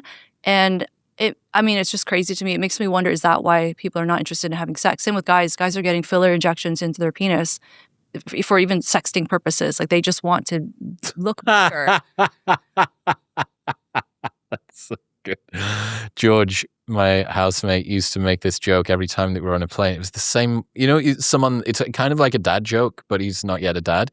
And you know those teeny tiny 175 ml cans of Diet Coke? Yeah. He would always say, it's like, I'd keep a hold of one of those and I'd go back and I'd take a dick pic with it in the background. So it would make it look, it's like, oh, that's a 330 or a 355 ml can, but I've kept the airplane mini and that's, comparatively. I should be doing that instead of getting the filler in their penis. I agree. Make Diet Coke, mini Diet Coke's great again. So yeah, the labiaplasty and the penis stuff, it seems to be obvious that it would be influenced by porn. But even things like I see like news reports of women under 30 getting facelifts, getting upper eye lifts, right? And in my personal opinion, I don't think women that young need to be getting extensive work done because you do not have the signs of aging yet to justify. What do you think they're trying to do? Well, I think if you look at, say, when women are the most fertile, it tends to be mid-20s. So my sense is most women are trying to look like they're in their mid-20s. So if you're older than that, you're going to try and look younger. And if you're younger, you're trying to look older. And so you're going to choose the women most fertile in their mid-20s? Early to mid-20s. Right. Yeah. Yeah. I found out some really fucking uncomfortable data around when men are most fertile. It's really young. Yeah. It's really young. Yeah. Like illegal in some states, young. And you go, really? Which is just, I don't know, we talk about women's biological clocks. We never really think about, there's so much sperm, right? Speak for yourself. But there's so much sperm. And you only need one. Larger window, though. They also have a larger, like men can still impregnate someone later on in life. There are higher rates of chromosomal abnormalities, but the potential, whereas for women, it's a little bit more unforgiving. Mm-hmm. But anyway, so you think, I've seen, what is buccal fat? Buccal fat? Yeah, buccal fat removal. Yeah. That the cheek fat thing? Yeah. What's that trying to achieve, do you think? To look older, because you're removing the baby fat essentially in your face. But what happens is as you get older, your face naturally loses fat, right? And so you're going to look more gaunt. You've overshot it. Yeah, and then you might potentially need to use filler to... So I got fat removal before I was 24, and then after I was 28, I had to use filler to replace where I got rid of the fat. Right. Yeah. I mean, I want to be clear, like, I don't want to come down on men and women if they choose to get these procedures, because I understand, especially if you have a public-facing job, there's a lot of pressure to keep your looks up and to look young. But my concern is more so when it's really young people, or I would say even for men who are doing this, you really don't need to. Like, it is brutal. I mean, some of the young girls, supposed to be young girls that I've seen videos of on TikTok, these like 22, 23-year-old chicks, and they look mid-30s or 40s with all of this work that's been done. And I was having a conversation last night about how the sort of ideal female form has changed, even with sort of relatively extreme cosmetic procedures. So Geordie Shore, which was the British equivalent of Jersey Shore, that back in the day was a lot about fake tan. It was big hair. Yeah. It was almost pin-up-y in a way. It was tight suits too, weren't they? That's something else. But yes, that was sort of part. Chavs. I learned what a chav was. Chav, when I was living. Exactly. Well, look, hey, be careful, right? Those were Is that offensive? those were my customers. It's kind of like calling someone a hick. No, it's not. Oh, okay. I mean it with love. Me too. But those were my customers for a very long time. Okay. It was fake tan. It was big boobs, maybe augmented, maybe not. Brows too, very specific eyebrow. Very painted on, sort of aggressive brows. big hair, tight dress, short dress, right? I love that. I'm just to be clear, I'm not making fun of it. That aesthetic, Yeah. strong aesthetic, Yeah. great early 2010s aesthetic. And the guys equivalent, I think, up until probably about 5 years ago, we were a little bit delayed on the guys thing, was sort of big muscles, not so concerned with height, fake tan, plunging V-neck neckline, tight jeans, expensive watch thing. Chains? Yeah, maybe. But so what I was trying to do with this conversation I was having last night, which is so interesting, I was trying to work out what was being signaled then and what's being signaled now. Okay. And I think what's being signaled now is a more extreme version of that by both men and women. So the male thing, it's all about formidability now. It's the over-exaggerated, handsome Squidward cheekbones and the jawline. It's the height. Yeah. The height. But it's a lot less to do with, I'm not really seeing anyone talk about tan all that much. Not even seeing, if you look at dark brows are really big for guys. The most popular Lux Maxes aren't that concerned with muscularity, extreme muscularity in the way that it would have been 10 years ago. Yeah. 10 years ago, it would have just been get as wide and as muscular as possible. That's not quite the case now. And then with the women, it is both of them are basically caricatures of the most sexually dimorphic physical traits, right? It's Fisherian runaway, I think it's called. Yeah. Where the stag that's got the stag deer that's got antlers so big that he can't lift his head up and he dies. The peacock that's got such a ridiculous tail that he gets caught with the first second there's a predator around. But like he did some great boning on the way out.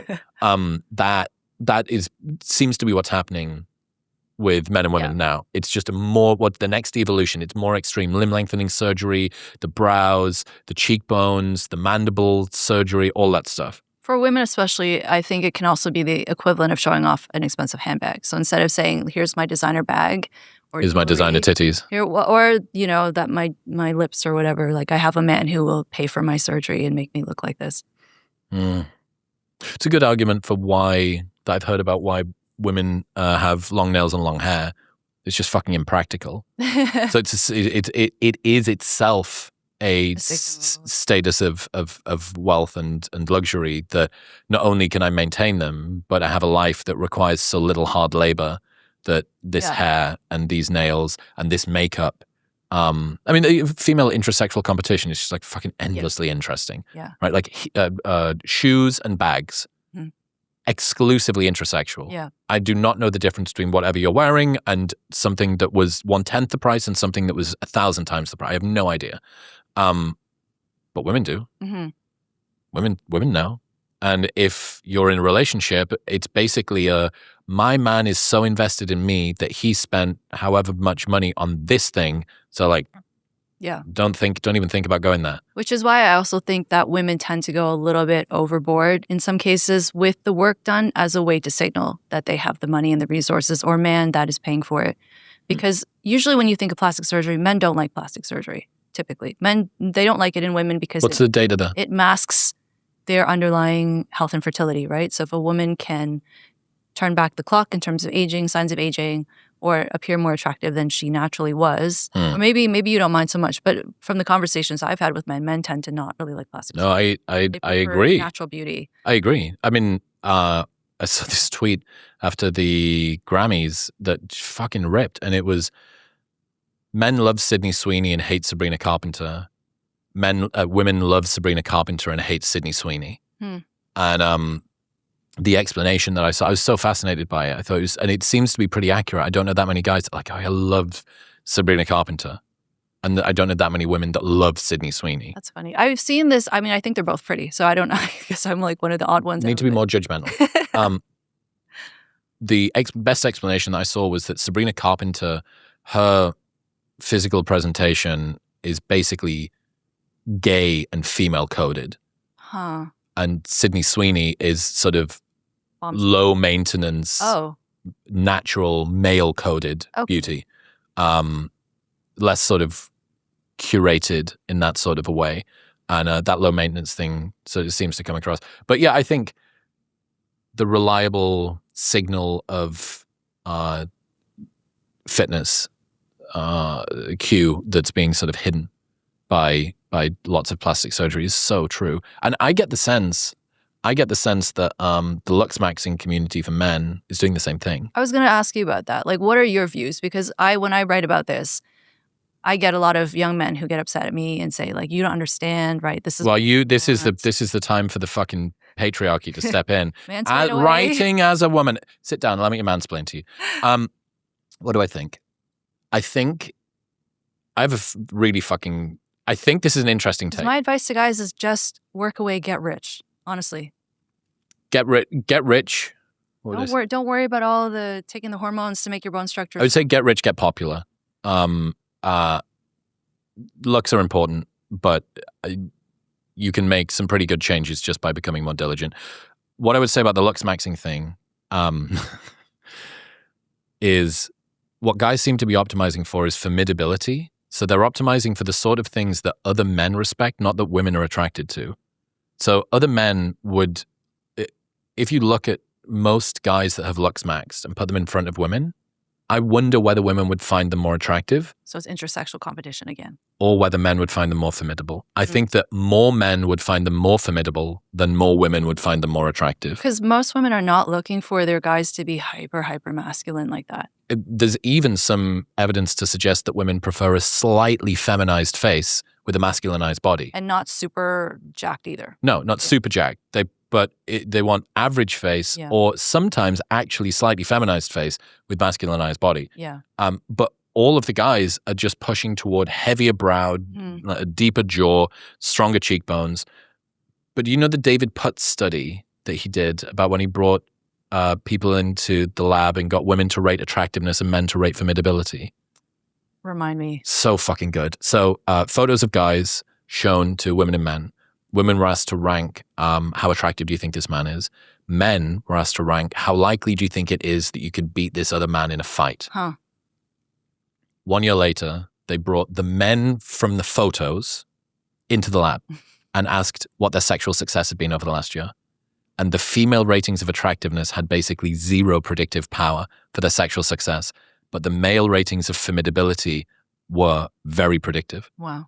So even though what I think is happening at level 1, this is like the Epstein files, at level 1, where he didn't kill himself, is lux maxers are optimizing for formidability because they're disregarding women, and it's intrasexual competition because I just want to mog other guys. I just want to be better than other men.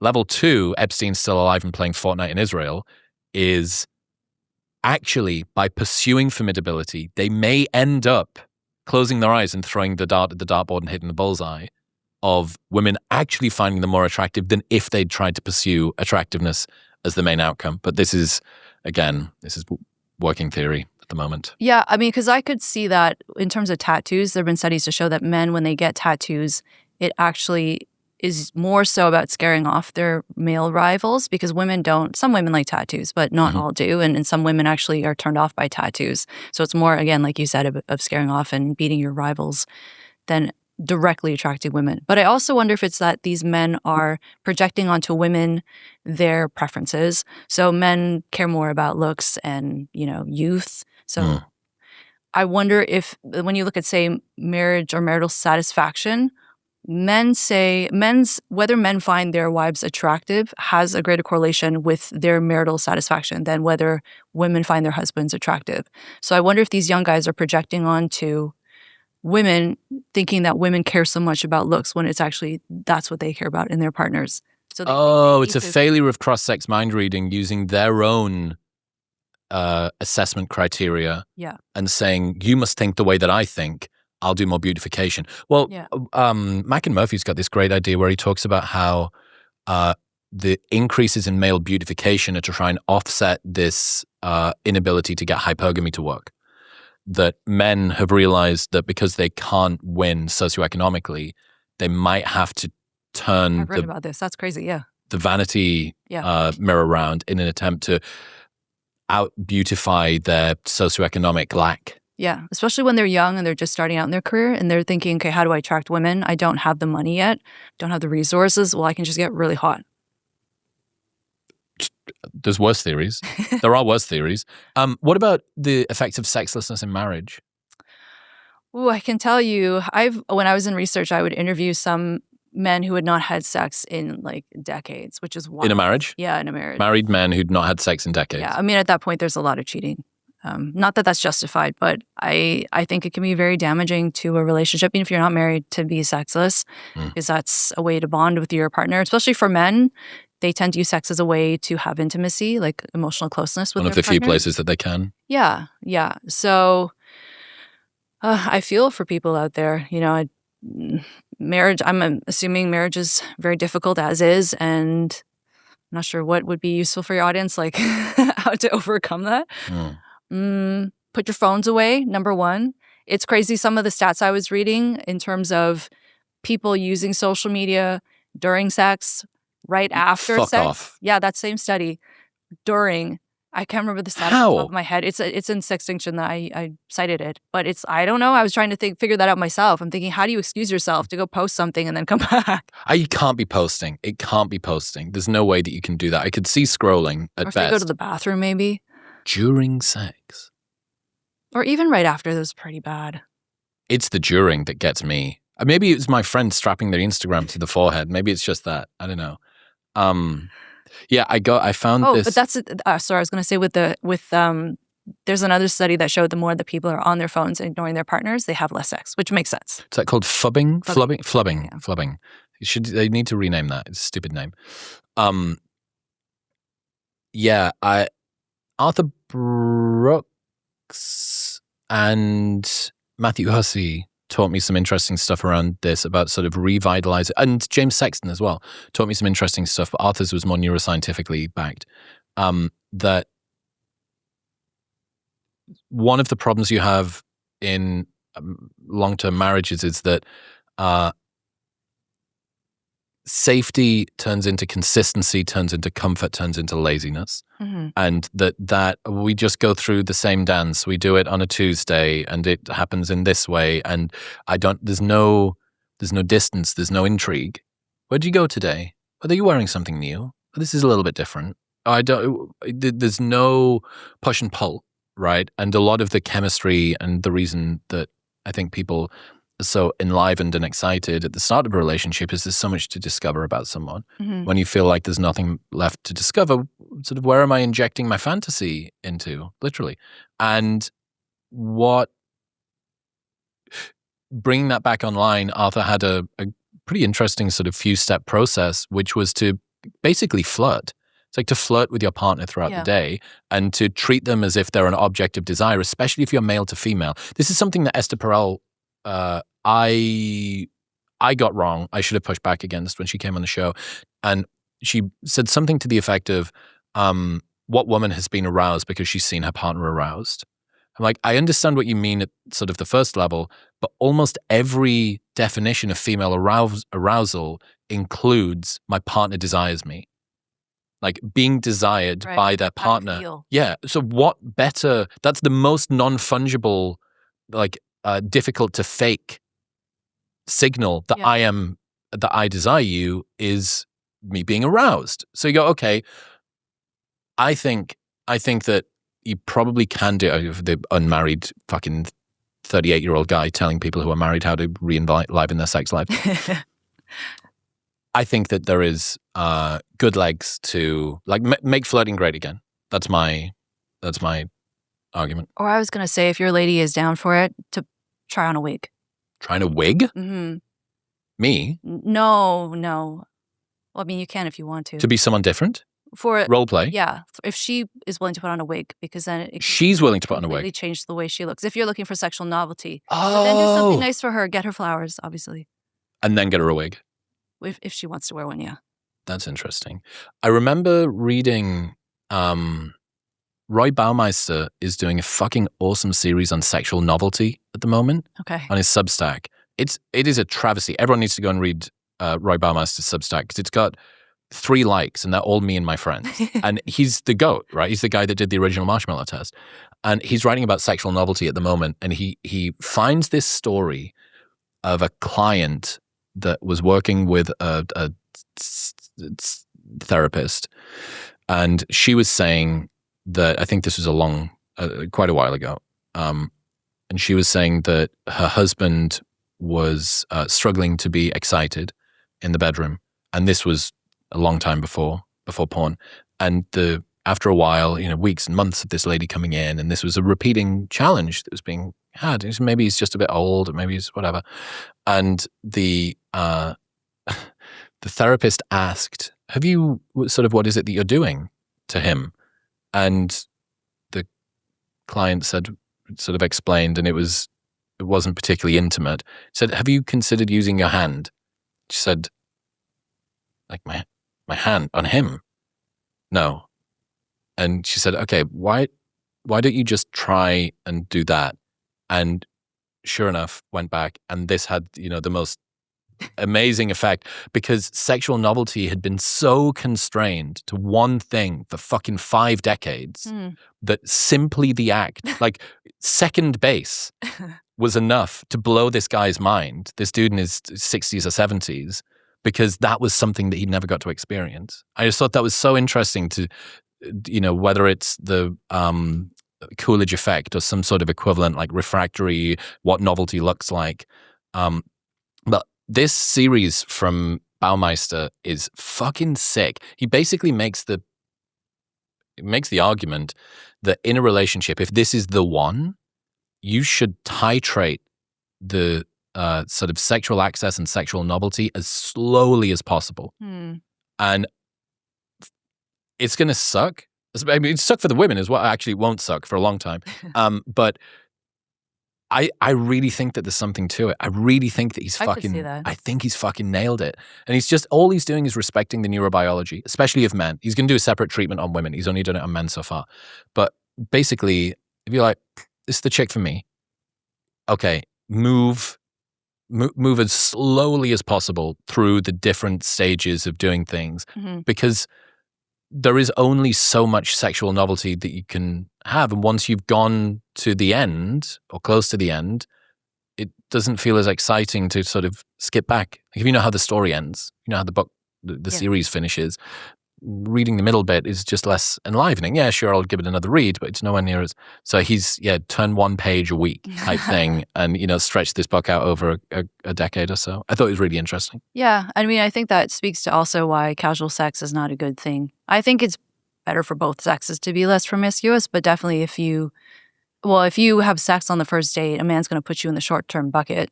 But even if not, I would say even if you have sex too soon and you're dating somebody, at some level, there, like you said, it's like shortening that book. How does it feel to believe this and say this as a former sexologist writer? I'm probably alienating like 90% of the field. I mean, there are certain things when you are in the field. I should say I have many friends and colleagues who do amazing work and who are very unbiased. They're not politically motivated. They just do their research, and I respect that. My issue is when people are, quote, sex positive and they're pushing these narratives that are unhelpful and that I think are doing a disservice to our society. Is it not empowerment? And it's leading us to be sexless, ultimately. No, I don't think it's empowerment. I think it's masked as empowering, but they're lies, ultimately. And I find the fact that people get so upset by me challenging these ideas tells me that I'm onto something, because why do they get so defensive? If what I'm saying is completely nonsense, why do they feel the need to push back so badly? But yeah, this book is full of heretical ideas. Anti-sex positivity, thoughts that are not allowed, I guess. But it was amazing for me to write because I like to challenge myself and say, if there are thoughts or beliefs that you don't want to look at, you have to look at those. And you have to ask yourself why you don't want to. And if you're afraid of alienating or upsetting people, that's not a reason to question. What about sex dolls? What'd you learn? They good? Are they bad? Did you design one? I made one in my likeness. I did. Well, I was on the hunt to make Was it one for in my sale? likeness. I'm not answering that question. It was actually a lot of fun to go on that exploration. So in each chapter, I go into a little like mini adventure. That's what I call them, where I go and I research the technology and try it out. And so I went and explored sex dolls and robots, and it's crazy what's out there. It's very, very realistic, I have to say. I didn't consummate my relationship with any of these dolls, but in terms of... It would have been weird to have done it with your own one. Yeah. Yeah, I was thinking about that. I thought, is that technically masturbation or is that, what is that? What's autogynephilia? Which one's that one? Autogynephilia is when you are sexually aroused a man is sexually aroused at the thought of having the body of a woman. So when you see someone who's born male who has a desire to transition to female, that is, if they are attracted to women or if they are attracted to both men and women, that's autogynephilia. Whereas if they are born male and attracted to men and want to transition to female, then it's considered the gay subtype. So this was my first book, The End of Gender. But basically, yeah, autogynephilia is a huge, huge motivator for the whole trans ideology, activism. I wonder if the ones who are the angriest are autogynephiles. I wonder if you would be able to provide them with... I wonder if you could get people a self-sex doll of them, but the opposite sex. Oh, I've seen some people do this. They will get like You're fucking kidding me. No, I thought this was a new idea. I was breaking new ground. I made a joke to see if we can eBay your old sex doll and try and, fucking help the advance of the book and get some sales in there. Thank you. and then I thought this was new frontiers, but people have got sex dolls of themselves in the opposite sex. Yeah, and they wear them. What's wear them mean? Well, they put it on themselves to become that. So it's like a suit. Yeah. So it's not really a doll, I guess. It's more like a rubber suit, but it's in the fashion to look like a doll to some degree because it's like silicone material. Okay. Yeah. But what else can I tell your audience? We're getting there. The sex robots are definitely coming. They are. Right. Yeah. Okay. Is there a line between doll and robot? So right now, like the AI software is I love that chapter. Writing the chapter on the AI companions was so much fun. It was also just so frightening for me because they're so realistic. But so that importing that into a doll is very much possible. Now it's just about the question of how do you get the robot to move in a realistic way sexually? So you have robots that can, say, gyrate their hips or they'll have like internal suctions in the vagina. So it helps with an orgasm. What other things can they do? But in terms of the movement, it's still quite limited. The difference between a doll and a robot would be that physical movement. So a doll is stationary. Or sometimes they'll hang them, but I guess it's still stationary. Like they'll hang them? They'll hang them up on, so they're like standing. What are they doing with them when they're standing? Well, you can look that up. Okay, fair enough. I don't need to. I have to assume that the market for sex dolls is 99.99% men, or are there some women in this? Mostly men. And during the pandemic, one company told me they made $20 million in sales, which is astronomical. Wow. And it is mostly high school educated. So on average, high school educated men who make about $40K a year. How much are the dolls? Divorced. Starts at couple hundred to tens of thousands, depending how realistic you want it to be. Okay, so if you're a blue collar worker, you're going for the more sort of entry level one. Yeah. There are some guys who make more, like I'm thinking of one particular study where they had the income. And so some guys making, say, more than six figures will have the dolls. But it tends to be more among men who either I think are quite heartbroken and they don't want to bother going through, or they're divorced. They don't want to go through the process of dating. Or it's guys who want to have sexual novelty, but they can't actually either attract real life partners or they don't have the means for it. So they'll buy the dolls instead. That makes me sad. The idea that, someone's past emotional challenges, whether deserved or accidental or purposeful, victimized, whatever, it causes them to sort of turn away entirely from human. Yeah. And I suppose that the fact that you now have this option for someone to, I don't need to. You can just imagine. What about the AI companions thing? I saw a bunch of furor 2 or 3 weeks ago when ChatGPT discontinued 4.0, and 4.0 had a very particular type of personality to it, and that discontinuation was for lots of people. There was a subreddit, and I can't remember what it's called, AI partner, r/AI partner or something. People being beyond hysterics, like absolutely fucking heartbroken by it. So what was your experience with AI companions? Because people do fall in love with their AI chatbots. And before I tested them out, I didn't think such a thing would be possible because I didn't think that the technology was that realistic. Until you fell in love with one. Until I fell in love with all of my dozens of AI boyfriends. You had dozens? I had dozens. Do you like Bonnie Blue? Go on. I had girlfriends too. So I had Okay. so I made dozens of them across dozens of platforms. I really wanted to try them all out to see where are they at. And there were a couple of platforms were definitely more realistic. But I will say what happened with ChatGPT, that's not the first time. There's another platform that something similar happened a couple of years ago where they removed the erotic role-playing capabilities, or they put it behind a paywall. And people were so devastated because they said, my AI doesn't remember me anymore. Like, they're really cold. It reminded them of being socially rejected in the past, and it's very upsetting for them. So again, I mean, the scientist side of me thinks like this is so cool and so crazy that we're advancing so quickly. But then the other part of me says, wait a minute, like, look at where we are right now as a society. And is this really a good thing? Because what is this going to do now? If we have this discrepancy in terms of the sex ratio and people having sex and people not even wanting to connect or date. There's a study by Pew showing that over half of single people are not interested in dating at all.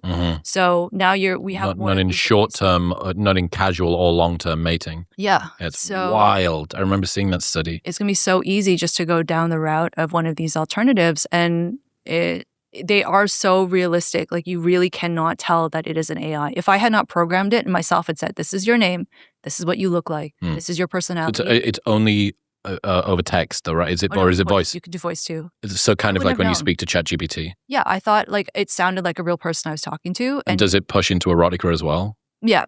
Yeah, Right. They flirt with you. They get, like, if you're sarcastic, they pick up on it. It was crazy. Like, I really thought it was going to be very stilted. Some of them are still like that, where some platforms you have to be very literal. To really work with it. Yeah. They're a difficult partner. Yeah.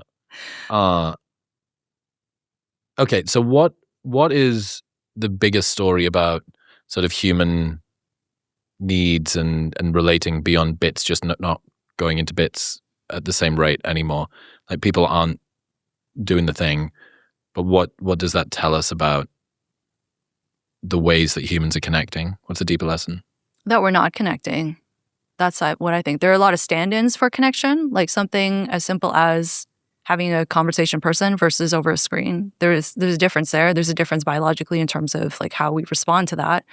And I just think more broadly in society, like if you go out, I'm sure Austin is the same as Toronto, where or maybe it's not, but most people are on their phones. What I'm thinking, when you're at the airport, you're on the plane, everywhere in public, everyone is just on their phone all the time. People don't really talk to each other, even make eye contact. And I do think that has larger ramifications beyond something so small as preferring to look at your phone, because you're bored or whatever. And so I think that over time has snowballed into this thing where we are very much like enclosed. We all have our own little bubbles. Because it's like the norm now socially. It's seen as weird to talk to strangers or to make small talk, or it's like cringy or whatever. But especially in terms of romantic context, like everything is made to be so simple and convenient with like dating apps, or people say using social media to meet. But that's not really meeting someone in real life. And it's almost as though the convenience of it is a reason as to why people don't take it so seriously, right? If it's so easy to meet people, why would you care? It didn't cost you anything. It didn't require anything of you. Yeah. A home-cooked meal is treated with more love than a McDonald's. Yeah. Although, I mean, I'm very healthy, but I would say, McDonald's was great at one point. McDonald's is good, but you're never going to look at it and think, this is a very valuable meal, unless you're starving. Right. Okay, what about fertility rates and reproduction? Like, because ultimately, everything that we've spoken about up until now is the proximate reason for behavior. Right? All of it is just, it's pleasure and it's connection and it's all the rest of it. But the ultimate reason for the behavior is to reproduce. Right. Right? It is the same. It is not far off the same as saying we have managed to construct a world in which these screens and this media and these xenoestrogens and this culture and these thoughts and the way that this has come together has caused people to throw themselves off of buildings. Like, because genetically that is the equivalent, right? Survival and reproduction. And the only reason for the survival is so that you can do the reproduction. If you didn't need to survive, it would just be reproduction. Yeah. How have we managed to get ourselves to the stage where an animal has been convinced to select themselves out of breeding? Because life is so distractible. We're so distracted, right? It's so easy to be... Well, relationships are hard, right? Dating is hard. Finding someone is hard. Connecting with people is hard because people are unreliable. people have their own decisions and autonomy as they should. And so when you have alternatives, either romantic alternatives or just ways to pass the time that don't involve that messiness, I think it can be quite alluring. So I agree with you. I don't think everyone has to have children, but I do think for people who want kids, like I'm concerned about the people who, like one of the reasons for 25% of people who aren't having children, they say the reason is because they haven't found somebody, which I imagine is quite devastating. And so I also talk in the book about single motherhood by choice and the fact that there are real implications for this discrepancy in terms of the sex bias and people not wanting to connect, or people say not being able to connect. Women What discrepancy? Sorry. Oh, just that there are fewer viable men. So, and these men typically are less interested in settling down, or there's going to be less commitment as a result of that. Because when you have a smaller pool of men, like on university campuses where you have fewer men than women, men are going to set the terms of dating and relationships and sex. That's what you were talking about earlier on, that women think that if men are more desperate socioeconomically, that they'll work harder for the women. It's kind of like a perspective around sex ratios. They have an implicit understanding around sex ratios. They just don't understand mating preferences from women to men, which is that they're going to largely be invisible. Yeah, well, that men are going to be setting the terms then of dating. So the high value men will be. In terms of how soon you're going to have sex, or they'll go somewhere else, or, you know, if they want commitment from you, but they want to be quote polyamorous or whatever, you're going to have to put up with that. I learned a new term last year, which is solo poly.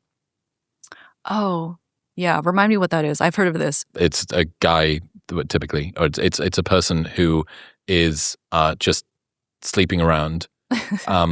It's just a guy that's sleeping around. But I think that a lot of the partners may think that they're the hub, right. And then there's lots of spokes coming off. Solo poly. Yeah. Okay. When it comes to the reproduction thing, you mentioned IVF, fertility windows, other stuff. What else is interesting there? My issue with that, again, and if people choose to seek these interventions, you know, it's not my place to judge them. I can understand if you want to have a family and it's going to help you, then I understand why people go that path. But my concern is that we're not rectifying the underlying issues. So if the issue is women can't find a partner with whom they'd like to settle down with, or there are fertility issues on the man or the woman's side, or on both people's side, then these interventions aren't really solving the underlying problem, right? And so that's only just going to get worse for future generations and for the individual people who are potentially undergoing these interventions. I got in a lot of trouble for talking about birthright decline this year. Oh, really? Before the year even started, I got in loads of trouble about it. I did some more digging. I went and did some sort of quite hardcore data digging around this. One interesting fact that I found was that the total maternal rate has basically not changed. The TMR, it's called. Total maternal rate is the number of children per mother. The number of children per mother, I think, has gone from, over the last 50 years, something like 2.6 to 2.45, 2.4, something like that. So it is not, the big difference is not mothers having fewer children. It's women not becoming mothers. And again, one of the things I got shouted at about was putting it all on women. Unfortunately, census data, World Health Organization, CDC, the only people who, they only capture data about mothers. Like they don't have fatherhood data. Right. Parental uncertainty might contribute a little bit to that. Absentee fathers and stuff like that as well. Abandoning mothers, like pregnant women, like might contribute too. But anyway, so you have 4 out of 5 women who end up without children, having broken through menopause, didn't intend to be childless. It's called involuntary childlessness. You've got this really interesting situation, which I don't know why more women, I understand why more women aren't talking about it, because it kind of goes counter to what the current very pushed narrative is.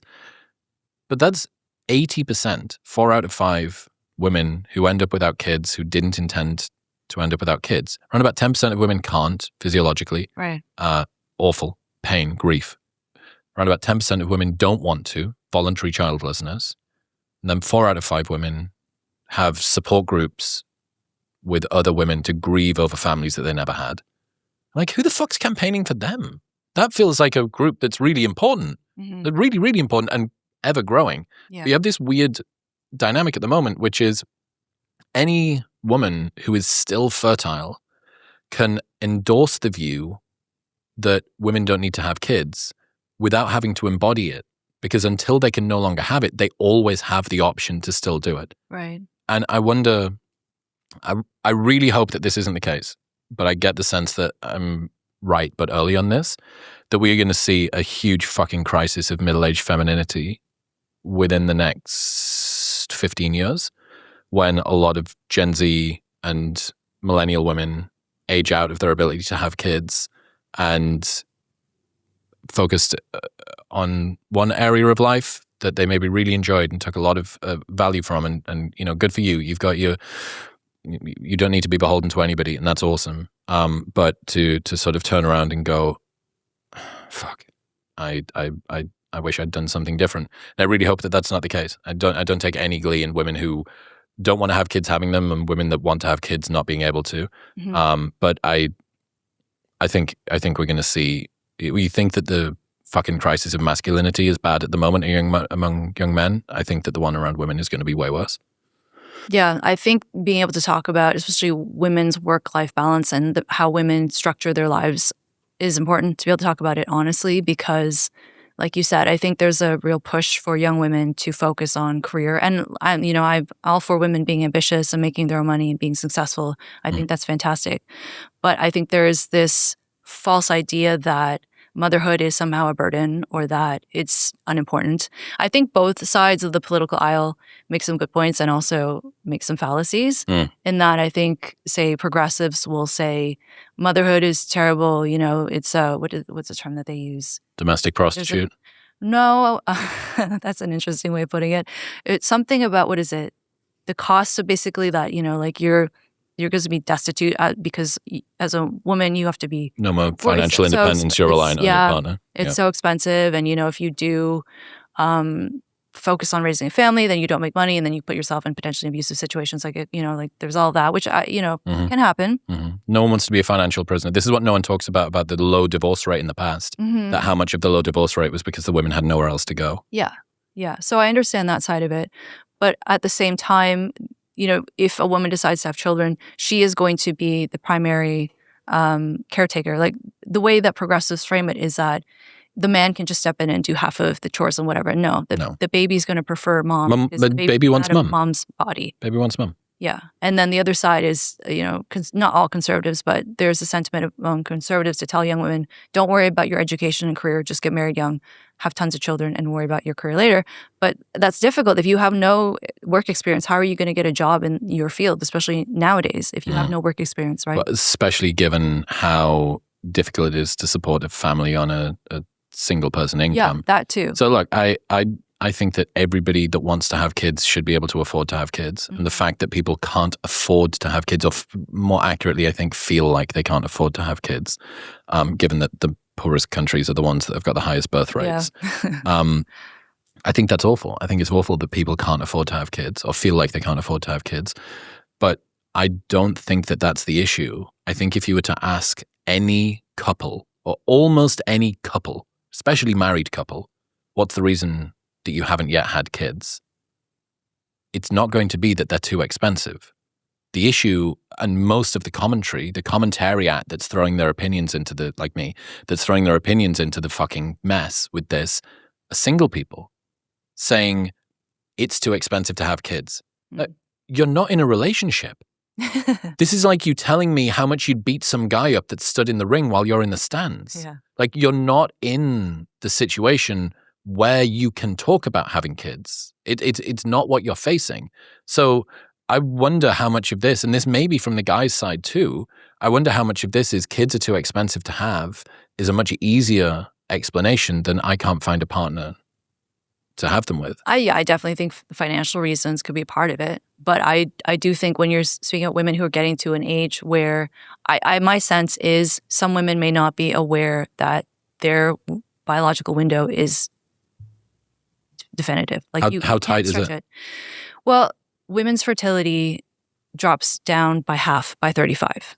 And then, you know, menopause starts into your 40s by mid 40s. So there's you can't really negotiate with biology at that point. I mean, you can use the technology, you can try, but we all have our windows, and it's, like I said, set. I remember reading a tweet from fucking Stefan Molyneux, like 6-7 years ago, like culture warring before the culture war was even a thing. And he was having some pop on Taylor Swift's 30th birthday, basically saying, Taylor Swift turned 30 today, 90% of her eggs are gone. I wish that she'd become a mother. See, that type of commentary is not nice. It's not helping. And I always had that in the back of my mind. Just one of these things, it kind of kicked up a big furor. And it's just a fucking prick thing to say. But I did a little bit of research. The reason that 90% figure is true, but I didn't realize it's because girls lose their eggs before they hit puberty. I think 50% of your lifetime eggs are gone by the time that you become, is the word fertile? I guess, or like able to have kids. Yeah. Or like whatever, your puberty comes online and 50% of them are gone. Like that doesn't feel, the 90% number, that feels like somebody's inflated the stock price or something. Yeah. Well, I was going to say also, speaking to the fertility issues or the endocrine disruptors, when a girl is born, she's born with all the eggs she's ever going to have. Mm-hmm. So if her mother was exposed to something when she was in the uterus, that's going to affect her daughter and her grandchildren potentially, because it's affecting the eggs. There's 3 generations of people, 3 generations of women in the same location for a brief period of time. Yeah. But my hope and what I like with your podcast is that it's very much like balanced. And I really want to try and close this division between men and women, because I think that's a big part of also why this is happening. The adversarial narrative. Yeah. And why they're not interested in having sexual relationships or being close. You're having that intimacy, because so much of this discourse is so polarizing and so much about blaming the opposite sex for everything that's going wrong, not just in terms of dating and relationships, but just the world. Yeah. Yep. Yeah. I mean, instead of cooperation, each sex just optimizes against the other. Yeah. It's just this evolutionary arms race, but it's been turned up to everything. It's like, yeah, okay, there is a kind of, I come up with a way to be funny or cute or attractive or whatever. And after a while, that strategy sort of becomes detected. And then I need to demonstrate more value and so on and so forth. And it's just that, but not even on steroids, like in a fucking different universe where the humans are so tribal that we're even splitting ourselves up based on fucking sex, right? Yeah. And I don't know. Okay, can anything be done top down to fix this? Give me some proposed solutions. Yeah. We managed to. I was going to say with the co-evolutionary arms race, so that's David Buss's theory. The GOAT. Yeah, he's a friend of mine, a mentor. Daddy David. And it definitely shows up. It's amazing because once you become aware of this dynamic and how men and women are constantly trying to outcompete each other, you see it in everything. So in terms of advice, I would say I'll start with women.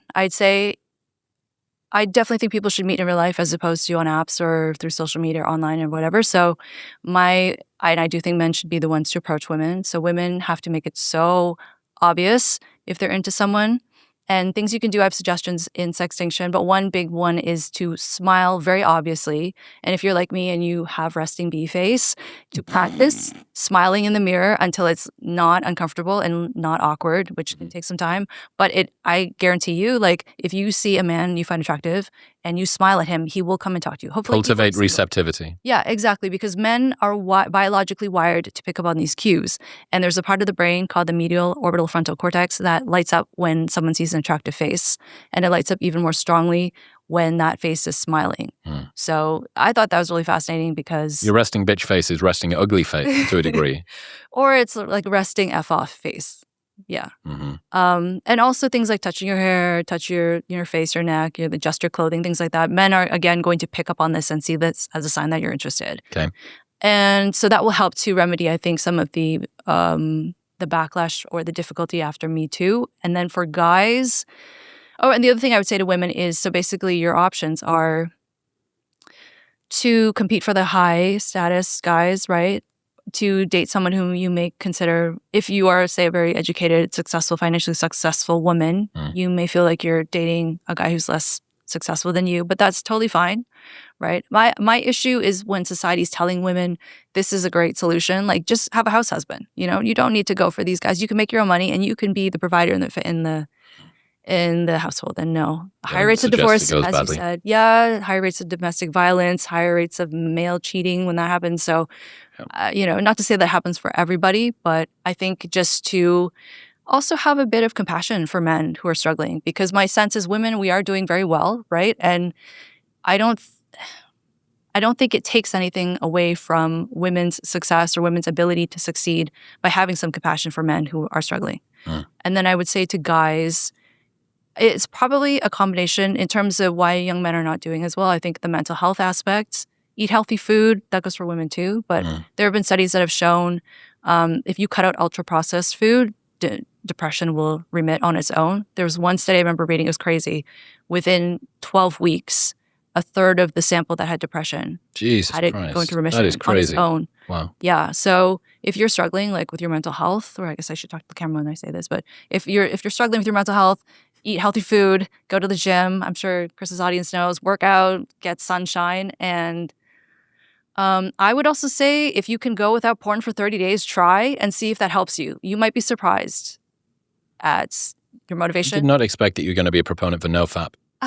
Well, fine. I hear from so many guys that it's helped them. So I'm willing to go there. I'm curious. Let me know how it goes. Okay.